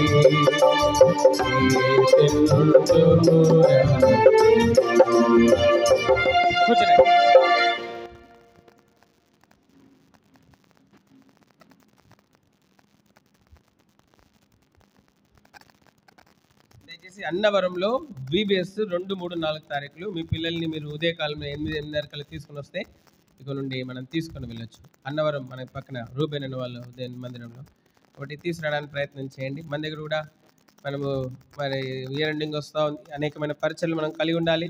ప్రార్థనాపూర్వకంగా ముందుకు సాగడానికి ఈ సంవత్సరాంతం మనకు ఎంతో మేలుకరంగా ఉండడం కోసము ప్రార్థించండి. ప్రార్థన. ప్రేంగల తండ్రి, మేటకు ఉదయం నుంచి శ్రేష్టమైన సమయం కొందనాలి. పరుషులు తీసుకొచ్చిన అర్పణలు మీరు దీవించి దేవునిట్లో సమృద్ధిలాగా సాయం చేయండి. ప్రకటించబడినట్లు ప్రభా భోజన సహవాసము, యవనస్తుల కూడిక, సాయంత్రం సువార్త దీవెనకరంగా చేయండి. ఉదయకాలం సండే స్కూల్ పరిచర్యలో, ఆరాధనలో మీరు సహాయపడినందుకు వందనాలు. వంట పరిచర్యలో మేము స్తుతిస్తున్నాం. రేపు గొలుసు ప్రార్థన ఉదయకాలం నుంచి సాయంత్రం వరకు ప్రభా, మంగళవారము సంఘ ప్రార్థన 7 గంటల నుండి, బుధవారం స్త్రీల కూడిక 10:30 నుండి, గురువారం బైబిల్ పట్టణం 7 గంటల నుండి, ప్రభా శనివారం 10:30 నుండి ఉపవాస ప్రార్థన, ఆదివారం 10 గంటలకు ఆరాధనలో మీరు సాయం చేయండి. ప్రభా అదేవిధంగా వచ్చే వారం వంట పరిచర్యలో ప్రభా వాడబడే వారిని బలపరచండి. సండే స్కూల్లో వాడబడే వారిని, వాచ్ అండ్ వర్డ్ చెప్పల్ స్టాండ్లో వాడబడే వారిని, వచ్చేవారు ప్రభా శనివారం మందిరం శుభ్రం చేసేటువంటి వారిని మీరు బలపరిచి మీరు వాడుకుంటురండి. వచ్చిన వారందరిపైన మీ దక్షిణాస్తం ఉంచండి. వెళ్తుండగా దీవించి పంపించండి. ప్రభా 2వ తారీఖు నుంచి 4వ తారీఖు వరకు అన్నవరంలో జరిగే VBSలో మీరు సహాయం చేయండి. సంవత్సరాంత పరిచర్య మాకు ఎంత ఆశీర్వాదకరంగా చేయండి. బ్రాంచెస్ని మీరు దీవించండి. ప్రభా హైదరాబాద్ ఎబ్రోని మీరు ఆస్వాదించండి. సేవను దీవించండి, ఆస్వాదించండి, విస్తరింప చేయండి, సరద్దులు విశాలపరచండి. అట్లు ప్రభా మేటుకు వందనం చెల్లిస్తూ మిమ్మల్ని స్తుతిస్తూ ప్రభా పరిచర్యను ఆస్వాదించవలసినగా వేడుకుంటూ మేటుకు వెళ్తున్న మా ప్రియులందరినీ మేళ్లతో నింపి, దీవెనలతో నింపి, ఆశీర్వదించి, తృప్తినిచ్చి, దీవెనిచ్చి, నష్టమును కీడులను తొలగించి క్షేమంగా వారికి ఈ జీవిత యాత్ర పచ్చిక బయలులో పరుండ్రు కొరకైనటువంటిదిగా, శాంతికరమైన జన్మ యుద్ధ ప్రభా నడుచుడు కొరకైనటువంటిదిగా మీరు ఉంచవలసినగా మేటుకు క్రీస్తేశ్వ యొక్క ప్రభా దేవునికి ఐశ్వర్యము, క్రీస్తేశ మహిమలో వారి అనుభవంలో నుండి కొరకైనటువంటిదిగా మీరు చేయమని యేసుక్రీస్తు ప్రభు వారి పరిశుద్ధ నామంలో స్తుతించి ప్రార్థించి బ్రతిమిలాడి వేడుకుంటున్నాం తండ్రి. దయచేసి చిన్న ప్రకటన. రాగమాలక్క కుమార్తె కోసం ప్రార్థన చేసిన సంఘం అంతటికి రాగమాలక్క తరపున మీకు కృతజ్ఞత తెలియజేస్తా ఉన్నాం. మరి వారి కుమార్తె సుపూజితకి నిన్న సాయంత్రము నార్మల్ డెలివరీ అయింది. 2 మగపిల్లలు, కవల పిల్లలు దేవుడు అనుగ్రహించినారు. కాబట్టి దేవునికి స్తోత్రము. మేము ప్రార్థించిన వారందరిని బట్టి వారు కృతజ్ఞత తెలియజేయమని చెప్పినారు. ప్రకటిస్తాను. మా అమ్మగారు కూడా బాగాలేకుండే మరి సేవకుల మీటింగ్ అయిన చూపించినాము. ఒక హాస్పిటల్లో చూపిస్తే అసలు ఇప్పుడే మీ అమ్మగారిని జాయిన్ చేయండి అని చెప్పినారు. ఎమర్జెన్సీ అన్నారు. DVT ఉంది, డీప్ వెయిన్ ట్రాంబోసిస్ ఉంది. అది హార్ట్లోకి, లంగ్స్లోకి, బ్రెయిన్లోకి వెళ్తే చాలా క్రిటికల్ కేసు అయిపోతుంది, వెంటనే జాయిన్ చేయాలన్నారు. సరే సాయంకాలం మధ్యాహ్నం నుంచి హాస్పిటల్ తిరిగి ఎన్నో హాస్పిటల్ తిరిగినాం, మాట్లాడినాం. దాని తర్వాత కామినేని కూడా మరి ఒక సూపర్ స్పెషాలిటీ హాస్పిటల్ ఉంది మా ఇంటి దగ్గర, అక్కడికి కూడా వెళ్ళినాం. సరే లాస్ట్కి కామినేనికి వెళ్దామని అక్కడికి వెళ్తే వాళ్ళు అన్నారు మళ్ళీ టెస్టులు చేయాలన్నారు. మళ్ళీ టెస్టులు చేయాలి, సరే పోతే పోయింది, మళ్ళీ టెస్టులు చేద్దాం, ఎమర్జెన్సీ కదంటే అయినా పర్వాలేదు చేయాలి టెస్టులు అన్నారు. సరే అన్ని టెస్టులు చేయించినాం. మళ్ళీ మరుసటి రోజు అయింది. మరుసటి రోజు మళ్ళీ కొన్ని టెస్టులు ఉంటే వాటి చేయిస్తే నిన్నటి దినంన వాళ్ళు ఏమన్నారంటే ఏమీ లేదు, మరి ఇంటికి వెళ్ళిపోవచ్చు మీరు అన్నారు. కాబట్టి ఇప్పుడు వాళ్ళు చెప్పింది అమ్మాలో వీళ్ళు చెప్పింది అమ్మాలో తెలియదు, కానీ ఇంటికైతే వచ్చినాం. కాబట్టి దయచేసి మా అమ్మగారి కోసం కూడా ప్రార్థించండి. కాబట్టి హాస్పిటల్స్ అట్లా ఉన్నాయి. మరి అది మొదట చూపించింది కూడా పెద్ద హాస్పిటలే, తర్వాత చూపించింది కూడా చాలా పెద్ద హాస్పిటలే. మరి అది మాట నమ్మాలో ఇది నమ్మాలో తెలియదు. కాబట్టి ఏదైనప్పటికీ మరి ప్రార్థించండి. మీ అందరికీ వందనాలు. మరి ఇంకా కూడా మా అమ్మగారి కోసం కూడా ప్రార్థించాల్సిందిగా ప్రభు నామ పేరిట మనం చేస్తూ ఉంటున్నాం. మన తండ్రి అయిన దేవుని ప్రేమ, పరిశుద్ధాత్మగా నుంచి సహవాసము, రక్షణార్థమైన ప్రభువైన యేసుక్రీస్తు ప్రభువారి కృప ఇక్కడ చేరిన మనం అందరము యెహోషువ వలె మన మార్గంలో వర్ధిల్లి చక్కగా ప్రవర్తించినటువంటి వారంగా ఉండి దేవుని వాక్యంలోని కుడికైనా తొలక్క దాన్ని అంతటి ప్రకారం నడుచుకొంచు దేవుని వాక్యము దివారాత్రములు ధ్యానించచ్చు మెటుకు ప్రభు దృష్టిలో నీతిమంతులుగా నిర్దోషులుగా నిందారహితులుగా జీవించినట్లు ఆ రక్షణార్థమైన క్రీస్తు యేసు ప్రభువారి కృప మనందరికి తోడైండి నడిపించును గాక. ఆమేన్. కుడికి తిరిగి నన్ను మరి ఎడమకు తిరిగి నన్ను, కుడికి తిరిగి నన్ను మరి ఎడమకు తిరిగి నన్ను, నడుడితో వరిదే అను శబ్దము చెవులకు వినబడును, చెవులకు వినబడును, నడుడితో వరిదే అను శబ్దము చెవులకు వినబడును, చెవులకు వినబడును. నత స్థలములపై చూపించు ప్రభు, ఎన్నదగిన మహారక్షణ శిఖరం సుందరముందు సదా, సుందరముందు సదా. ఎందగిన మహారక్షణ శిఖరం సుందరముందు సదా.